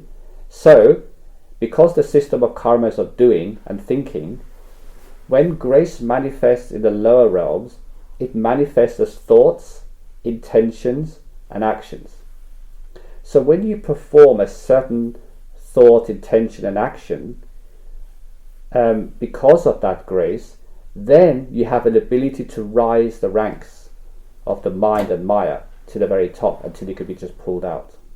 Because at that point, at Trikuti, there's nothing you can do. You're just stuck. There's no amount of meditation or anything you can do to get out of that. Then you have to merge with the Master to get out. To cross the sun of Trikuti, you have to merge with the Master. Only by merging with the Master who's beyond the sun can you cross the sun. It's a very magical and treasured and special moment for any individual to go through. And there are no words to describe it. Because the beauty and wonder of Trikuti is such that no mind will ever leave that place. It'd rather die. So literally it has to die. Die because the soul or the life force, the battery, if you like, is taken out of the system. The mind becomes dormant. It would never give itself up like a drunken fool. Never. So this is all grace. It's the grace of the Lord that pulls you out of the mind realms. You cannot push yourself across the sun. If Krishna, Brahma and Shiva could not do it, how can you? Thank you. Okay, this is the last question regarding holy meditation. Can you talk about the fundamental difference between holy meditation and holy contemplation? Okay, well, meditation is a ritual and contemplation is natural. That's a difference. So contemplation is a higher form of spiritual practice than meditation. See, meditation, the idea behind meditation is you're forced to sit in a certain position at a certain time and do a practice. Okay, that's great in the beginning because you're not a devotee in the beginning. It's just conceptual to you. In order to earn grace by spending valuable time in devotion, in false devotion, they say fake it until you make it, so to speak, then you do this thing called meditation. And meditation is the faking part. When you have grace that's come as a result of you spending genuine, sincere time, then that meditation turns into contemplation. And what do we mean by that? Contemplation is a natural helplessness to remember the Lord and the Master. It is not something that somebody has to tell you. It is a helplessness. So this is the product of meditation. So out of the fake meditation, the ritualistic practice of focusing in a certain way and doing it, you become a contemplator. So meditation has done its bit and you contemplate. Now contemplation looks very similar to meditation, except you don't need a particular position. You could do it sitting on a chair, sitting on a bus, riding your bike, having a picnic. So the power of contemplation far exceeds meditation because you can do it literally 24/7. And the objective of contemplation is to keep the Lord in mind, and your objective, spiritual objective, 24/7. Not even one breath should be without it. It doesn't mean that you can't enjoy the fruits of the world. But the fruits of the world, you're grateful for them because you say that they are gifted by the Lord. So this contemplation is not a ritual. It's a gratitude, a recognition, an awareness of this higher power and this truth. It doesn't have any shape or any particular form like meditation does. Meditation, you have to sit in a certain position, chant certain names, and so on. Contemplation, or this love game, doesn't involve any of this. There are no rules in love. Yeah, it's what's natural to you. It becomes a natural, effortless. This is what we call effortless meditation. It's an effortless effort, if you like, to remember the Lord and to, in everything. So contemplation is far superior to meditation. Thank you. I've got a few questions regarding vipassana meditation. Okay. First question is the vipassana practice of Buddhism nowadays the same method taught by the Buddha originally, or is there any difference? There are some differences, but the basic concept of becoming aware of yourself in its entirety is still a concept of Buddhism. Because you have to remember that the Buddha reached a point of higher causal realm.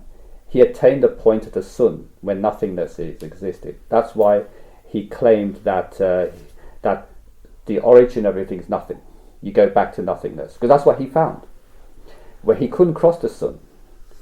Yeah, what we spoke about, which are also keeping Krishna, Brahma, Vishnu in there. So everything that he experienced within was below the sun. So his method, the method that worked for him, was to focus on the body, the energy of the body, so you could feel the body is energy all around. It's a type of yoga, actually. It's a high-level yoga where you can feel the sensations of the body in connection with the environment all around you. And when you started feeling everything that the body could create sensory-wise, then that automatically made you aware of what we call the perceptions body, or the sensory body, which takes you straight to the astral realm. And in the astral realm is where all the dramas started. So all the things relating to the Buddha are from the astral realm. And that's where the concept of bodhisattvas exists. They're all in the astral realm in Buddhism. So the idea behind vipassana is to, you could say, make you aware of your sensory body. That allows you then to immediately elevate to the astral realm within, which is exactly what the Buddha did. Because he didn't know, he didn't have a master to tell him any other story. He didn't know about the regions of soul.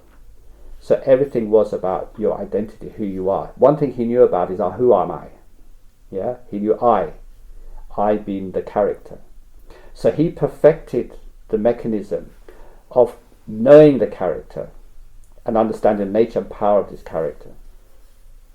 So vipassana is the method that Buddha used to enter the astral realm. Thank you.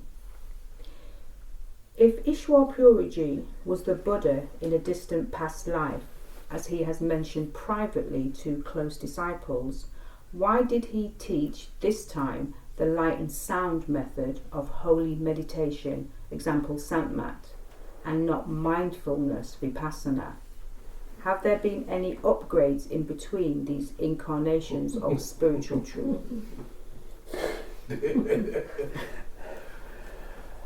The questioner has asked the question. I'm obligated to answer this.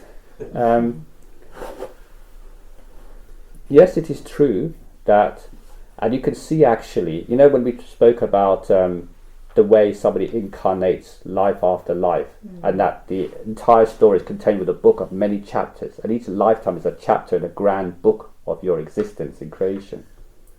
When you look at the style of teaching that Ishwarji presented, it was very Buddha-like. It's intellectual, it's explanatory, it's full of that kind of detail. It's quite different to, say, the way Guru Nanak spoke, or the way Kabir spoke, and so on. So, yes, it's true that he inherited the nature of the Buddha, and that his previous incarnation was the Buddha, but there's been many Buddhas apart from the one we know. So the question is, which of the Buddhas was he? But yes, he was a Buddha in the past, and even the Buddha has to gradually, through good karma, and then grace ascend to higher spiritual realization. Yes. So there's no conflict in what Ishwarji was teaching in this lifetime with the light and sound method of Sant compared to what he was teaching with Buddhism, because this demonstrates the progression of an enlightened one to higher forms of enlightenment. So in this lifetime, because he was initiated by a perfect living master, and because he had all that practice behind him, that meditation practice, so he started hearing the sound at the age of 4. And he started getting so involved with answering the big questions of life and mysteries. He threw everything into it, everything he had, in a most devoted way. So naturally, such a person got that idea from their past. It wasn't just random. They inherited all the efforts of the past that brought him into the position where now he's able to express and even become a master in his lifetime. So that progression just demonstrates and proves that even the deities, even the masters, even that have to start somewhere. Otherwise, what hope would there be for us? If we say that there's this distinction that people are made, like some belief systems say a master is made a master and we are merely disciples and we have no choice. We can't do anything else. We can never become a master. That's wrong. The idea of a master is to show that an ordinary individual can become great. And if you look at Buddha's past incarnation in something called the Tripitaka, which is the story of his lifetimes, he was even a hell being. He explains himself that he reached a point where he could see 100 lives back. He explains all the transmigration of his life, from even a hell being, an evildoer, to become a Buddha. And that was at the time of his life Buddha. And now he became Ishwarji. So this progression gives comfort to us all, that there's hope for every one of us. Yeah. Thank you. They go on to say, at the end of it all, is it not the taught method that lets you reach the goal, but the teacher who teaches it through pulling you within via true love above the mind? Are all methods just for the mind anyway? Absolutely right. I've already explained all of that. That it is the pull that actually takes you anywhere. You cannot push your way through such a heavy load.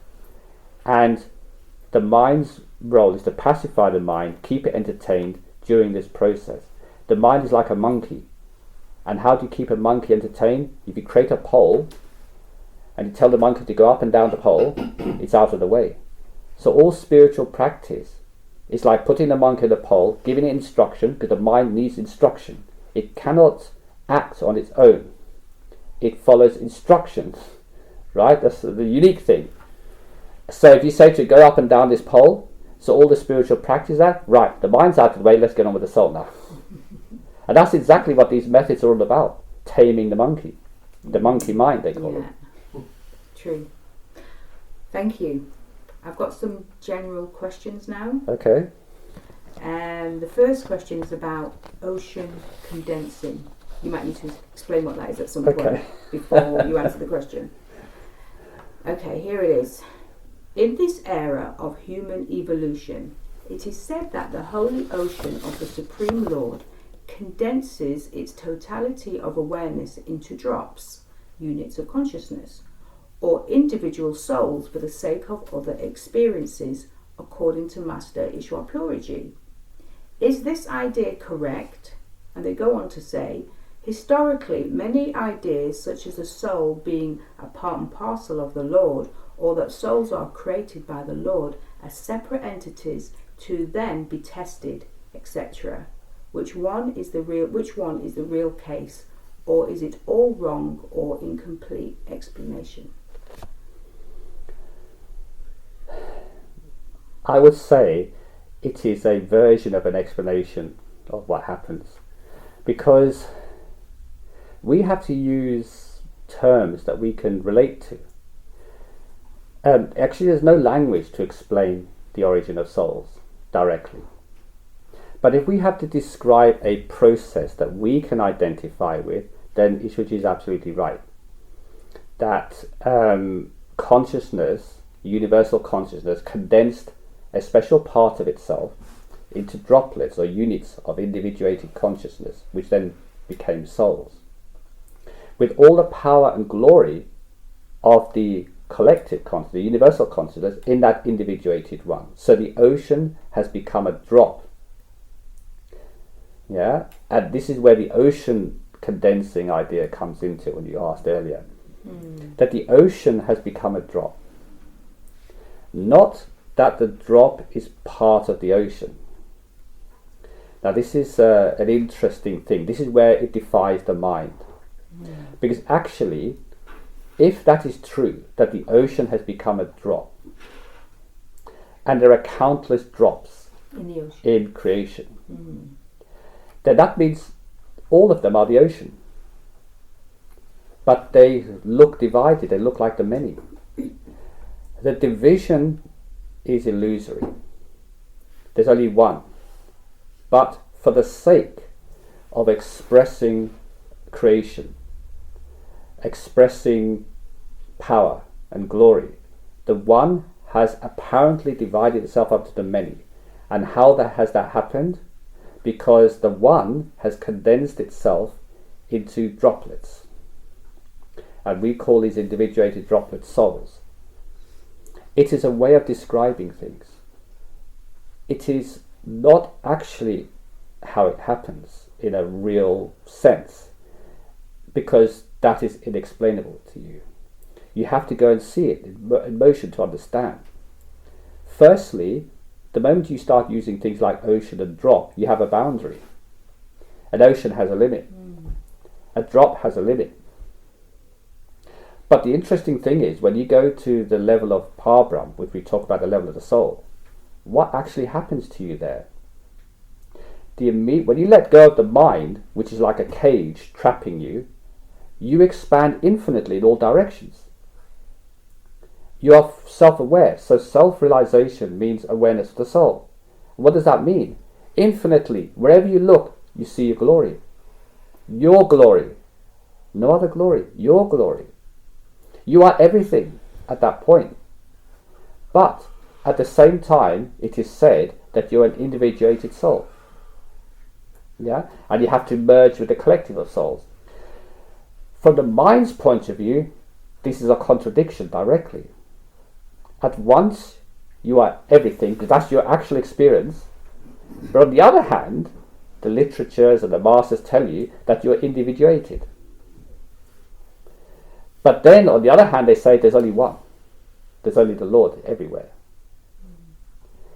So these are contradictions, games for the mind. See, from the mental point of view, these are intellectual games.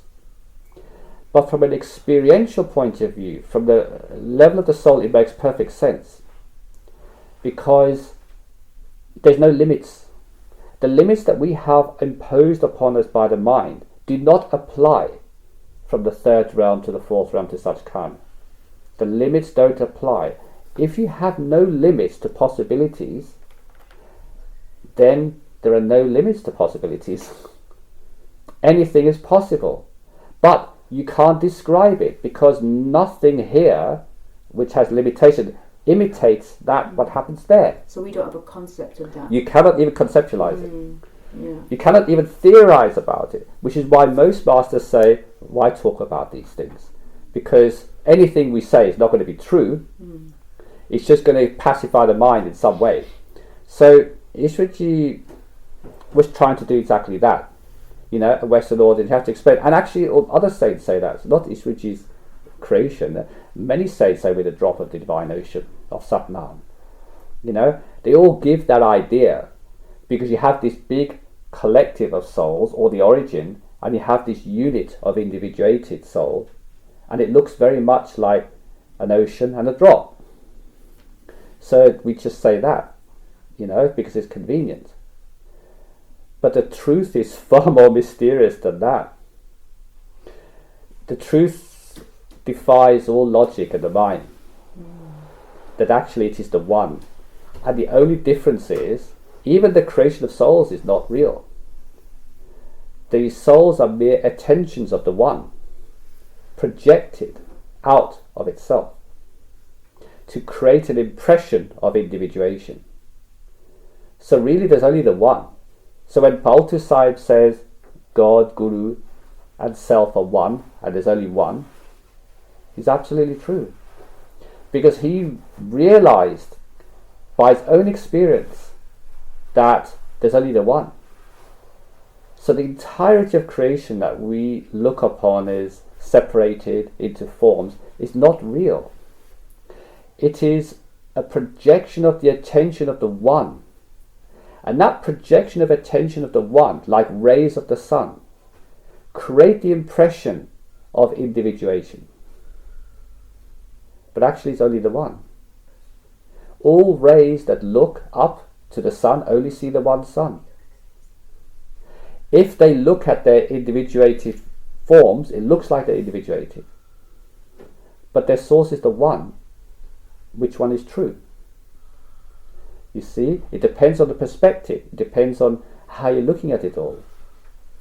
Yes. So in the book Conversations with God, I've forgotten the author's name, he asked the question, why did God do that? So in our tradition, in our Hindu tradition, only God exists. In the Sikh tradition, only God exists. Yeah. So everything is God. The universe is God. So we see God everywhere. Yes. But why are there these individuated souls? And what he says is that in his conversations with God, that God tells him, it's because he wanted to see for himself, he does see everything, or rather show or express that you cannot express good without there being the opposite comparison of bad. It is a religious concept. Yeah, so therefore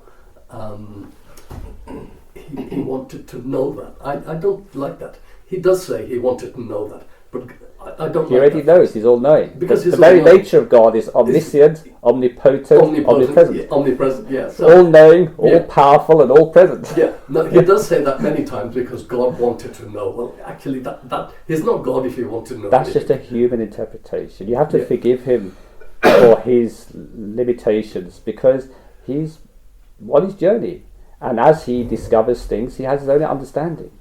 Yeah. But the real understanding is far more mysterious. Even Satgurus was created. In fact, at the level of Anami Purush, only the Lord exists in its purest state, in its origin state. There are no souls. When you merge back to Anami Purush, you no longer exist. The ray becomes the sun, completely so. Whereas in Satgurus, the ray and the sun can exist together. Satgurus means that you have individuated souls. I'm just trying to explain this for the mind, just to make sense, and then I'll explain why this is wrong as well. So the individuated souls, and then you have the Satgurus, the Lord. Okay?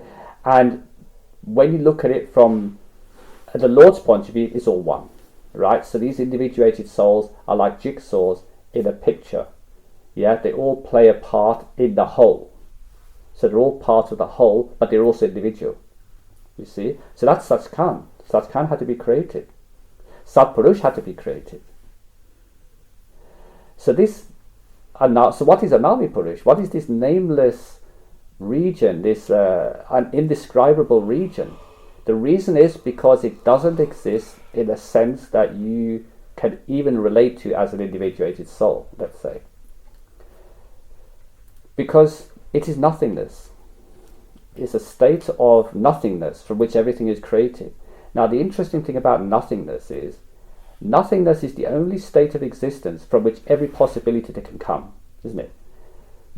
If you have nothing, then there's no limit to your possibilities of what you can create from nothing. But if you have something, then you have boundaries and rules and regulations. That something dictates what can be produced. Thank you, that's very good. So from the nothing to become something, then the Agam Lok was created, the Agam Purush. And then from the Agam Purush, a Lad Purush was created. And from a Lad Purush, Satpurush was created. So these stages of expression of divinity had to come about just so Satgurus is actually just in the resting place in the middle of it all. It's not the end, it's a resting place. So the truth is far more elaborate and difficult than the mind can comprehend, and certainly then has been written about in the books.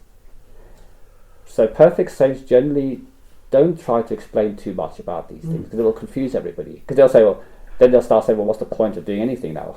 Yeah, and that's where and that's the danger. And that's where the few and far between will go as far as saying, because we don't have the ability to understand, we'll say, well, it's nothing. Yeah. It all comes from nothing. God is nothing. Yeah. Of course, it's not nothing. Well, to us, it's nothing. Nothing means something very differently in the spiritual realm to us. From a mental point of view, we have a concept of nothing. But when I use the word nothing, I mean that there's no creation. Yeah. There's no manifestation. And you can use any term you like. Yeah? The saints have used this nameless region. Yeah. Formless and nameless. Yeah. Because there's no form and no name. So, you can use any term you like. But the point is that the true Lord exists alone, is self-created. It doesn't need to have a beginning or an end. And it is self-manifested, self-created, self-existent. It is not contained within anything. It is the source of everything, which is impossible for the mind to understand. You see, the containment starts when the Lord creates the various realms of creation. Then it narrows down and narrows down, contains it until you get to the physical universe, which is the smallest of these things, even so it's so vast to us. Yeah, it's contained. So, and the containment means it has a beginning and an end. Whereas an army, the level of an army lock has no beginning and no end. Whereas everything that follows it has an origin and a beginning. So the state of existence at an army is impossible to describe in any human terms that really means anything. You have to experience it. It is a complete annihilation of everything. But is it being annihilated? Annihilation is a human term to say you no longer exist. But it's not an annihilation. It's a state of oneness again. It's a gain. It's not a loss. Annihilation implies a loss. But actually, it's not. So, that's the best explanation we can give. You have to go there and have a look. Yeah. Okay. We got any more questions? Yeah, I've got a few questions about consciousness. Right. Is Mother Nature and its beauty closer to God in terms of consciousness and energy than humans? Well, I wouldn't say so. Everything is consciousness. Everything's manifested as consciousness. The difference is, what is the ability of this particular form of consciousness to attain higher levels of consciousness? So nature is a form of consciousness with a predetermined script. But this script does not invoke a clause to get out. So therefore it runs things in perfect order. And it never questions the order. It never questions, why am I doing this? It doesn't have that thinking. Yeah? Whereas human beings have the ability to think and reason and try to understand why it exists. What is it? And where did it come from? Nature doesn't do that. Nature is instinctive. It acts on instinct. So that's the fundamental difference. Thank you. You've touched on this before. Is everything just consciousness or conscious energy in one form or another? If so, isn't creation then a form of consciousness? Furthermore, are there actual levels of consciousness or simply levels of awareness of one consciousness or Supreme Lord? If there are levels of consciousness, does that correlate to levels of creation? There's a lot of consciousness there. There's a lot of clauses on this, isn't it? I have already explained that there's only one consciousness, okay? But the one consciousness has apparently, so I'm going to use the word apparently, divided itself into the many. And how it's done that, as I explained, is by simply placing its attention away from its core. At the moment it places attention in multitude ways away from its core, it creates an individuated existence. Yeah, and we call these individuated existence souls. Yeah, so this is coming into all of this. So there is only one existence, and yes, this consciousness, when it projects itself away from its source, can do two things. It can create a background level of consciousness in which the units of consciousness can thrive, yeah, which we call creation, and units of consciousness are souls. So yes, both are created from the same source, depending on, you could say, let's say from a scientific point of view, we talk about energy levels, vibration. So they say that the units of consciousness vibrating at a higher frequency, therefore more powerful and more aware than the base level dormant consciousness, which is vibrating at a lower level. It's a fair way to say it. What else can you say? But yeah, that's actually how consciousness works. Which leads to the last question on consciousness. What is the very highest consciousness, and what is the highest form of enlightenment? Well, returning to Anami Lock, the nameless and formless region, that is the highest form of consciousness. In fact, I'm going to be really put a spanner in the works here now. Anami Lock creates consciousness.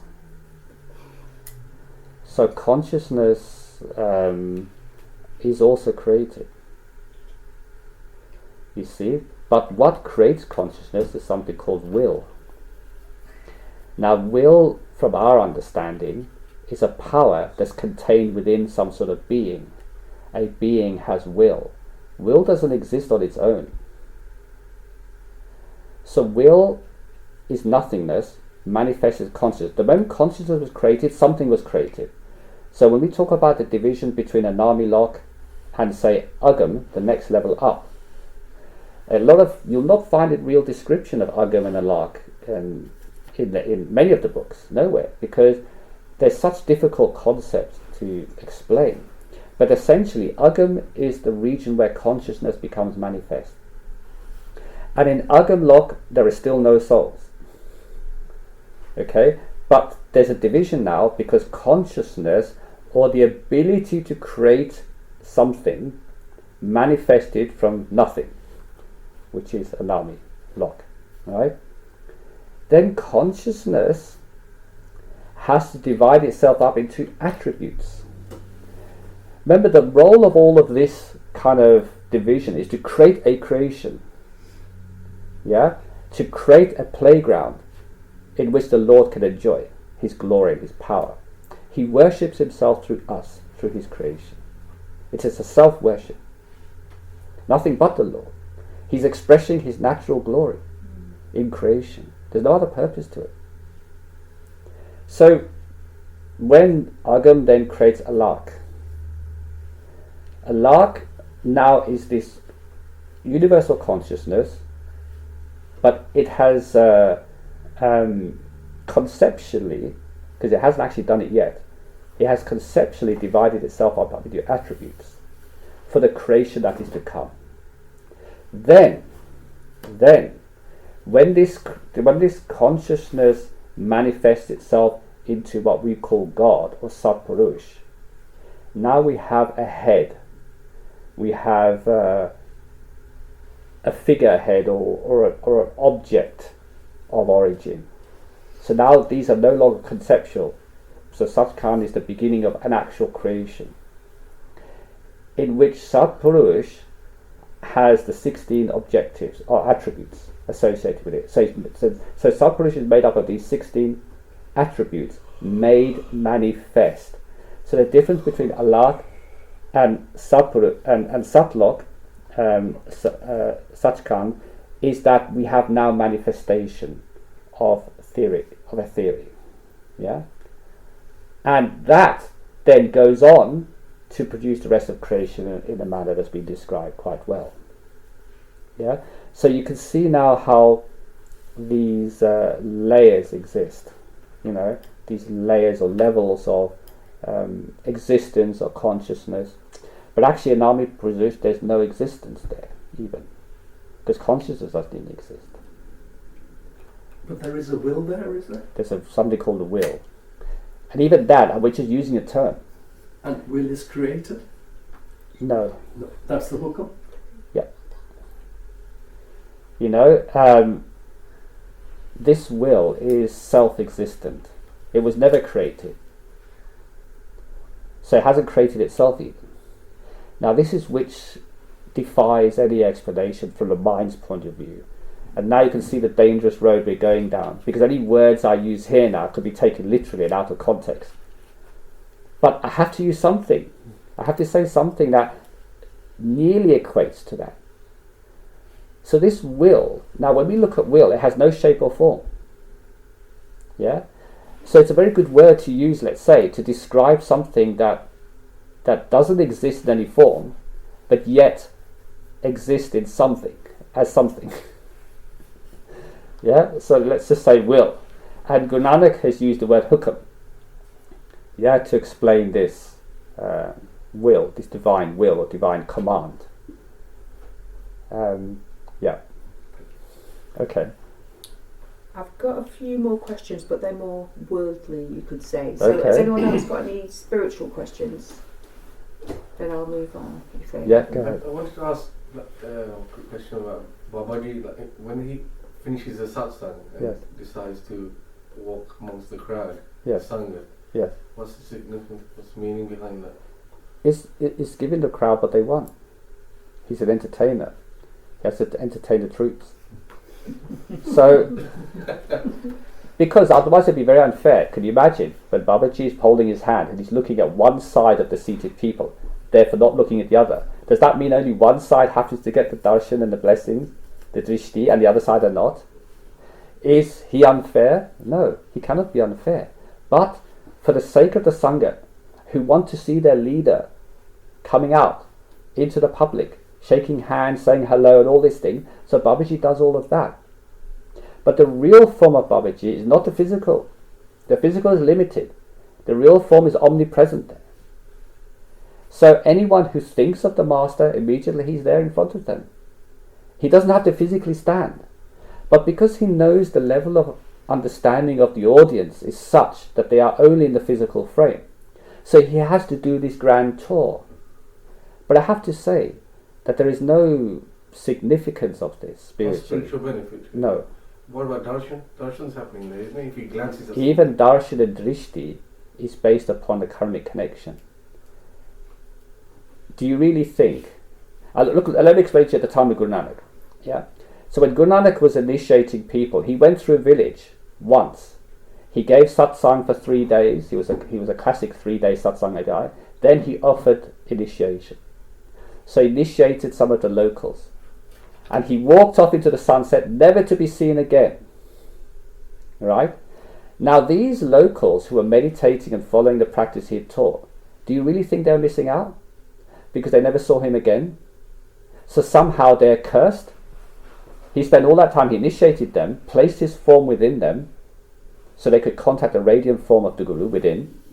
And now suddenly, because he's not physically available to them, that somehow he's lacking? No. Once you are initiated by a perfect living master, the physical is irrelevant. I can absolutely tell you that. You can look at him for 100 hours, he can look at you for 100 hours, nothing will happen. To prove this, some of his most closest followers who are around him all the time spoke to him, looked at him, he looked at them, they've gone rogue. Yeah. Look at the Church of the Churchless by Brian Hines. Yeah. And Sheena, his personal secretary, who went off. Who was that? Sheena. It doesn't matter too much. We don't want to go on a negative. But these are people who had very close connection with the Master over a long period. And they walked away. They left. How is that possible? So if it was based upon our physical proximity to a Master, how many times we saw him and how many times he saw us, then all those Sevadas around him should be all elevated. They should be high and mighty. They're not. They're very, very human, believe me. You try one of these high-level Sevadas who comes, they'll be just like you. Angry, full of all kinds of emotions. You think, well, what's the benefit? So it's purely for your show then? Yes. Walking amongst the crowd? Yes, it's entertainment. I didn't understand that. So are you saying that Brian Haynes is enlightened No. when he walked away. No. I'm giving an example of how somebody who'd be constantly influenced by what they saw Right. wasn't Because influenced in they the didn't way see they went. didn't And he see it rejected from it all. Inside. Right. Because the truth is, the Lord and Babaji does not discriminate against anyone. Whether they can go to Haynes Park or not, whether they can go to Dera or not, whether they can see him or not, is not. He's not limited. We limit it. Because of our limitations, we run after him, chasing him. And we say, unless we see the Master, we won't be blessed. That's our limitation, not his. You're putting a limitation on the situation, and therefore you're bound by that limitation.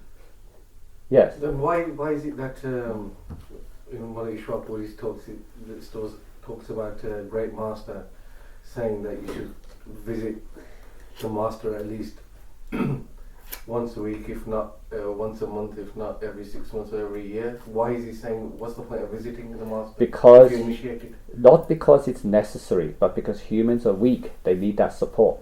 The whole point of the master walking about in the crowd, or a president walking among his population, is to keep them going. We need that reminder. What's satsang about? You get together to listen to the same stories over and over again. You don't get it every single time, but you still come for more. What's the point? At one level, it's an entertainment for the mind, but sometime, one point, you might suddenly glance or think about a particular statement and it changes your life forever. But you don't know when that time is coming. So what Master says, chase the Master as much as you can if you need to, right? And who knows, in this lifetime you might get that one spark of sudden, because it's written in your script, and you attribute it to following the Master. In fact, most realizations that happen, in fact all of them, have never happened in the presence of a Master. No one who has attained higher understanding did it in the presence of a Master. Isn't that interesting? So it looks like Master, by chasing the Master, you cannot have inner experience. The exact opposite is true. You must go away, meditate quietly, of your own accord, without the crowd, without the clap of everybody noticing, hey, hey, hey, welcome again, brother. Go there, sit, do it quietly, then you get it. No one. Ask anybody. Ask anybody who has been enlightened, was it because they saw the Master? Was it because they sat in his company? Was it because they visited him, or he visited them? No. The Master has a karmic body. This karmic body has a role to play. See, despite the fact that Master says the Shabad is the real Guru and the Guru is the Shabad and so on, nobody listens to that. They don't want to know. They say, oh, let me follow that one. Yeah? They don't want to actually know that the real form of the Master lies within them, particularly for initiates. When great Masters said these things, like some say, some don't, Paltu Sahib never said that. You know? He said there's no need. He said once the Guru has initiated you, you don't have to see him again. But he was talking at a high level, because he had attained that state. Once he was initiated, he disappeared for 12 days, went high up and attained everything. Then whenever he came across his Master again, it was by chance and reverence. He greeted him with great reverence, in gratitude. But he saw himself as the Master and the Master as himself. And he even wrote about that.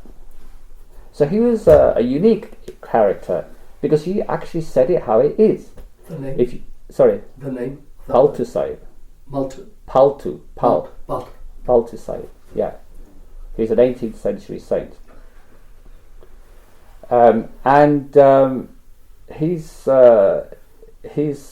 poetry is really great. It's high level, you know, and that's why it's not quoted much, because people just find it too difficult to understand, you know, because you can't get your head around it. So I'm just explaining to you that Babaji is an actor. He's even said that. I'm just an actor here. When he's doing all these questions and answers, for example, on the stage, does anybody change? Does anybody follow the advice? No. Ask them. So Master told you this, now have you become a better person? Have you adopted this? Are you meditating more? Have you done this? No. Anybody could have said it. If he gives a psychological answer, you should be good, you should be that. Anybody can tell you that, and you follow that. It doesn't give any spiritual benefit, which just makes your life a bit easier if you follow the instruction. It's like what you're saying about Supreme Master. The whole thing is just a show. Whole thing is a show. Where she was on about like saving the world and this is the role. battling Khan. Because her job is different. Her job is to help the people in the East evolve to the state that the West has already got. Is there any truth in when she says that she's fighting on the inside amongst Black Hall and stuff and saying the way trapping the soul? Take everything you hear with a pinch of salt from any master, including Babaji. Because these are expressions to pacify the crowd. The real work has been done within, not outside. Why is that necessary? Why is it necessary to speak? To tell the crowd that I'm inside and I'm fighting these demons? You mean why does a mother comfort a child when he's distressed? Why do they need to know that? Huh? Why do her disciples need to know that? Because they're distressed. They're in distress. But they're not asking about God and stuff like that. Entertainment and distress. Just entertainment. She knows what they're looking for. Okay. So she plays the game for them in the East. It wouldn't work here in the West. So there's no truth in it. I would say the only Nothing truth, wrong with I said the only truth in the entire creation is Maya. The only truth is what lies within. If you want truth, go within. If you want game, entertainment, go look outside, everywhere. There's all of it, all different forms. Pick one. There's no difference between one entertainment and another, whether a master is entertaining you or whether a joker is entertaining you. They're both the same. They both come from the same stable. One is a joker, the other one is a master. Which one will you follow? You might find a joker more entertaining. But is that technically lying? Yes. when Babaji was directly asked this question, I think in 127 on one of his talks on the internet, and a disciple actually confronted him with this and said, "Why do masters tell us lies if none of this is true?" And Babaji said, "Because you wouldn't be able to take the truth. You wouldn't be able to handle it. So master is there to entertain."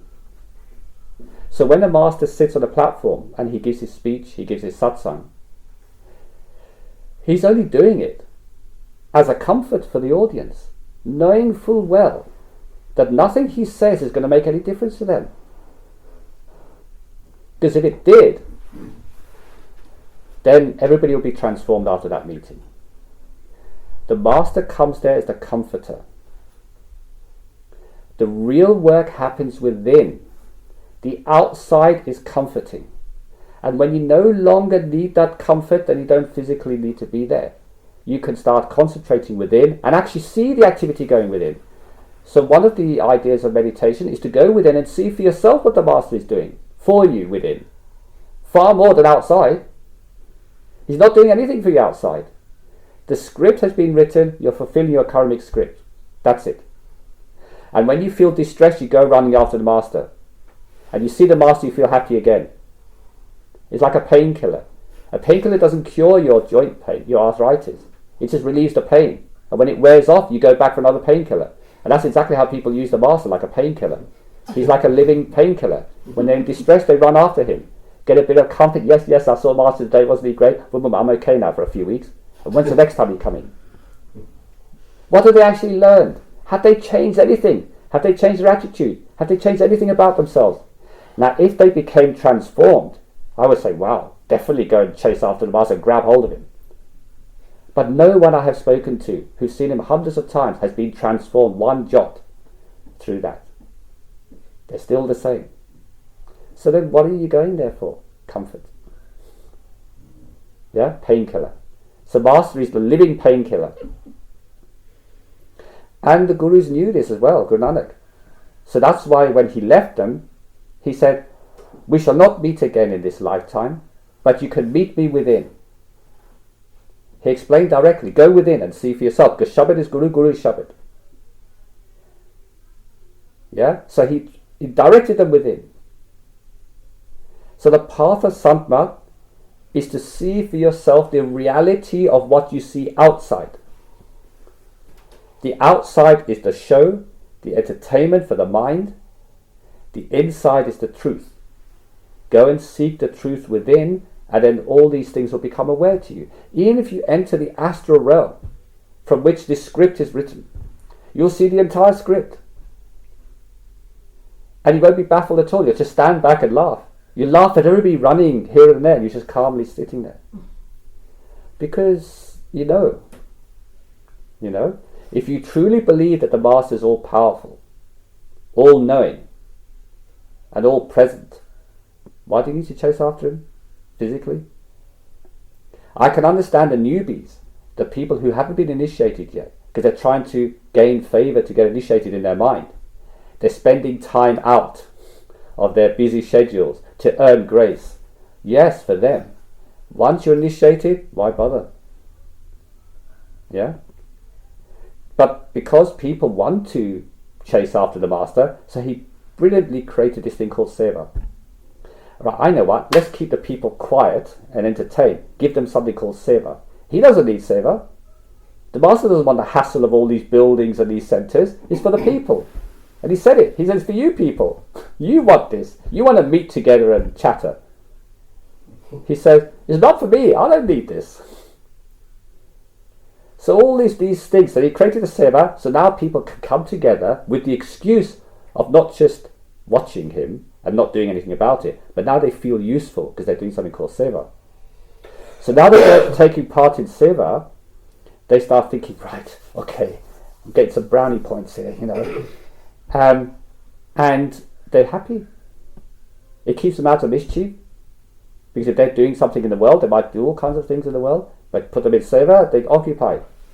It's a very clever system that the Master devises. But none of that helps you. What helps you is your attitude, whether you're doing seva or not. If you are in this contemplative state, where you are in love with the Master and you can't stop thinking about the beloved, you are feeling that pull, that connection, that far outweighs all the seva for 1,000,000 years that you could possibly think of. That 5 minutes of devotion is 100 lifetimes of meditation.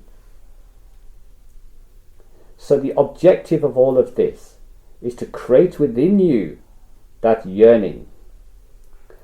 But in the meantime, keep the mind quiet so it doesn't go into mischief.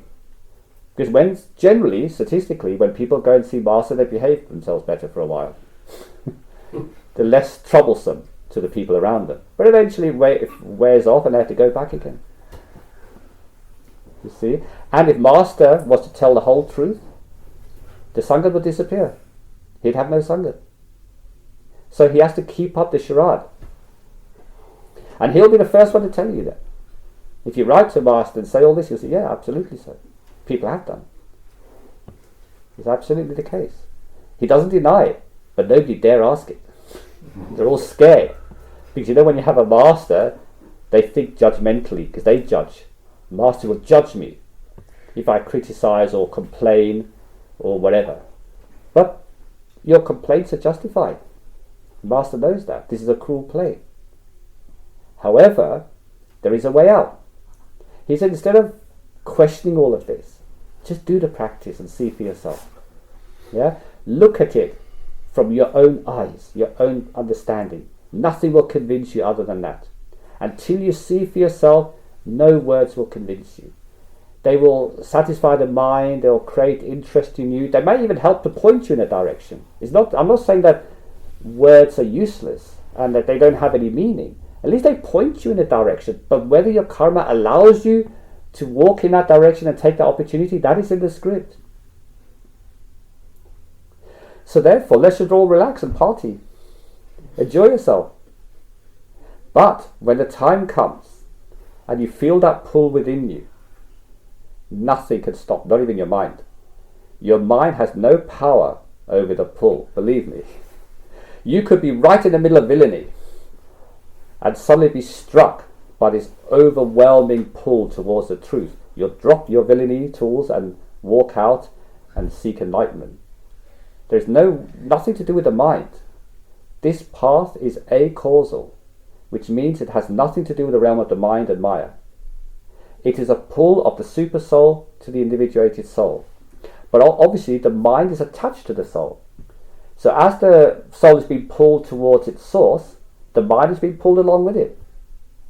And as the mind is pulled towards higher elevations in the mind realms, it opens up better awareness. So suddenly this person becomes intellectual, noble, higher mind thinking, Krishna mind, Brahmandi mind. How did that happen? It's not because they did it. It's the pull. So these are the stages of progression that happens. Everything is the Lord. Make no mistake about that. The Lord does everything, but it is okay for you to enjoy that. It is okay for your mind to take pleasure in its own progress. It is okay for the mind to even occasionally pat itself on the back. It is all okay. It doesn't affect your progress. Yeah? And why not enjoy? You know, Hazur Maharaji was once asked this question. He said, so knowing all this play is going on, he said, why should we just enjoy? He said, yes. What else can you do? He says, just enjoy everything. Let it pass. And what you don't enjoy, let it pass like the wind. He says, summer has to come, winter has to come. The seasons come and go.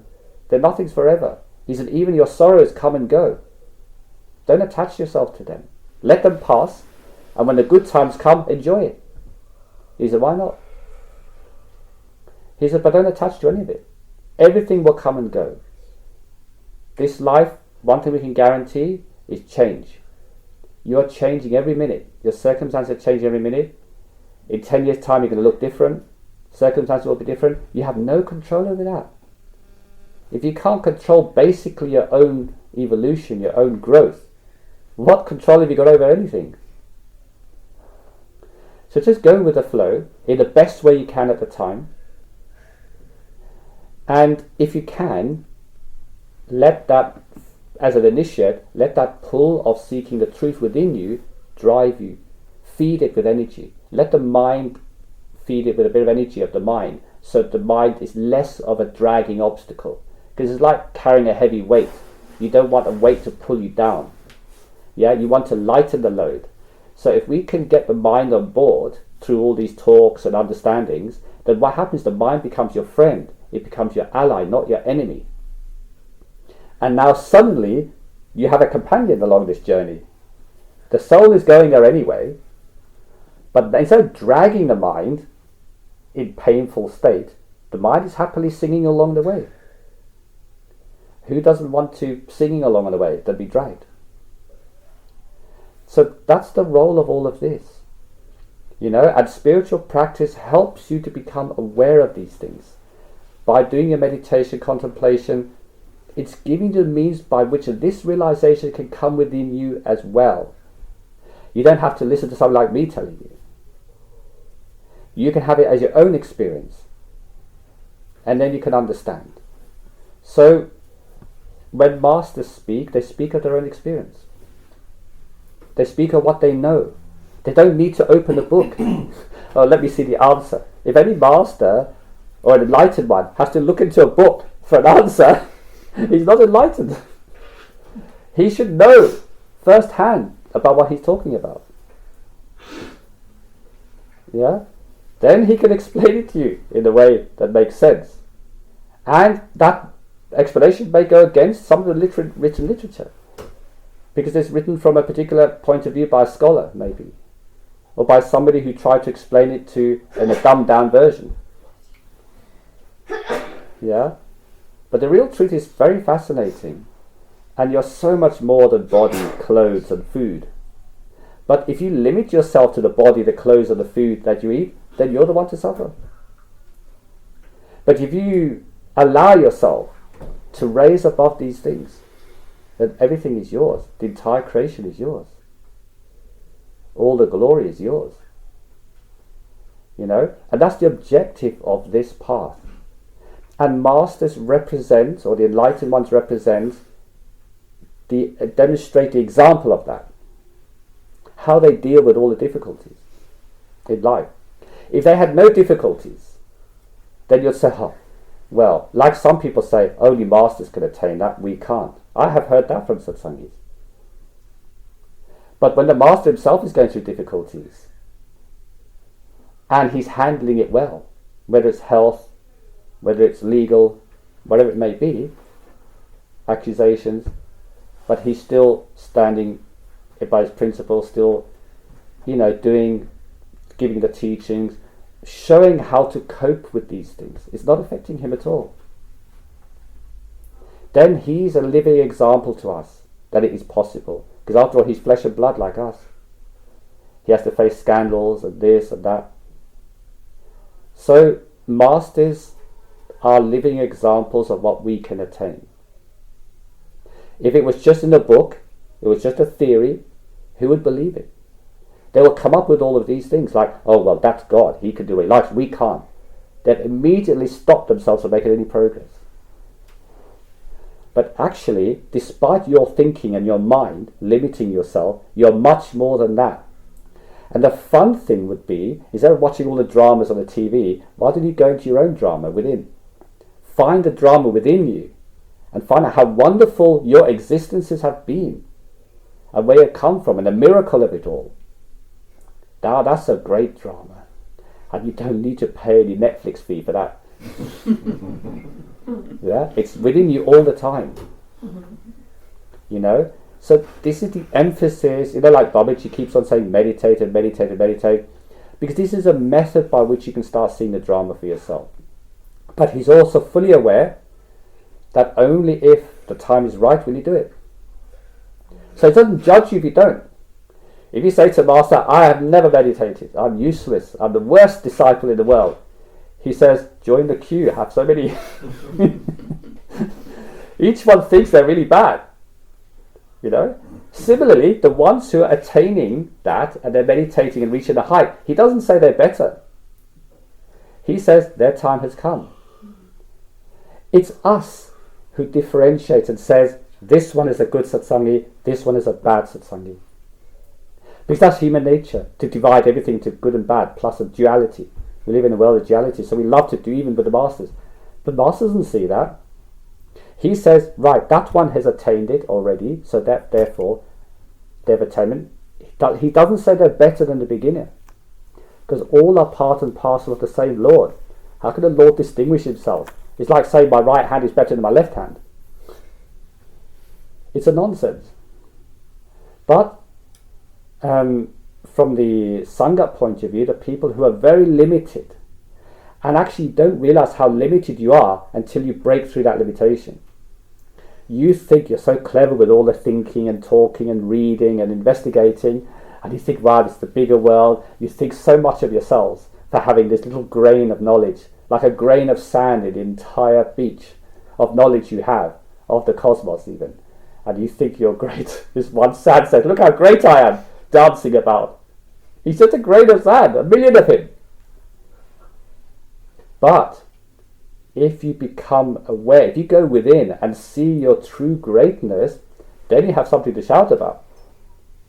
Then you talk about it to the other ones. You say, look here, I was once you, just like you. Now I was once just a grain of sand, but now I'm the entire ocean. Because I've done this. If you do this, you'll see the same. If you're interested. If you're not, it's fine. Masters never pressurize you into this path. They never judge in any way. One of the saddest things I see is when people believe that their master is judging them. And they feel so guilty and bad and they put themselves down. And therefore they stop practicing. They stop benefiting themselves. That is the greatest tragedy to see. How they misinterpret the benevolence, the kindness, forgiveness, and compassion of a holy master. They narrow him down or her to that limitation of themselves. Well, that's not the truth. Any other questions? I can leave them for next time. It's okay. Fair enough. Yeah. Okay, well, thank you all for attending, as always, and hope to see you next time. So, please forgive this long session today, but hopefully it provided you with some useful information.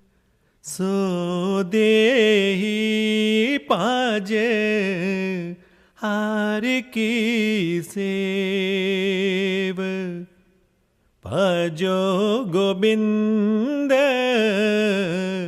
फूल मात जा मानस जन्म का यही लाभ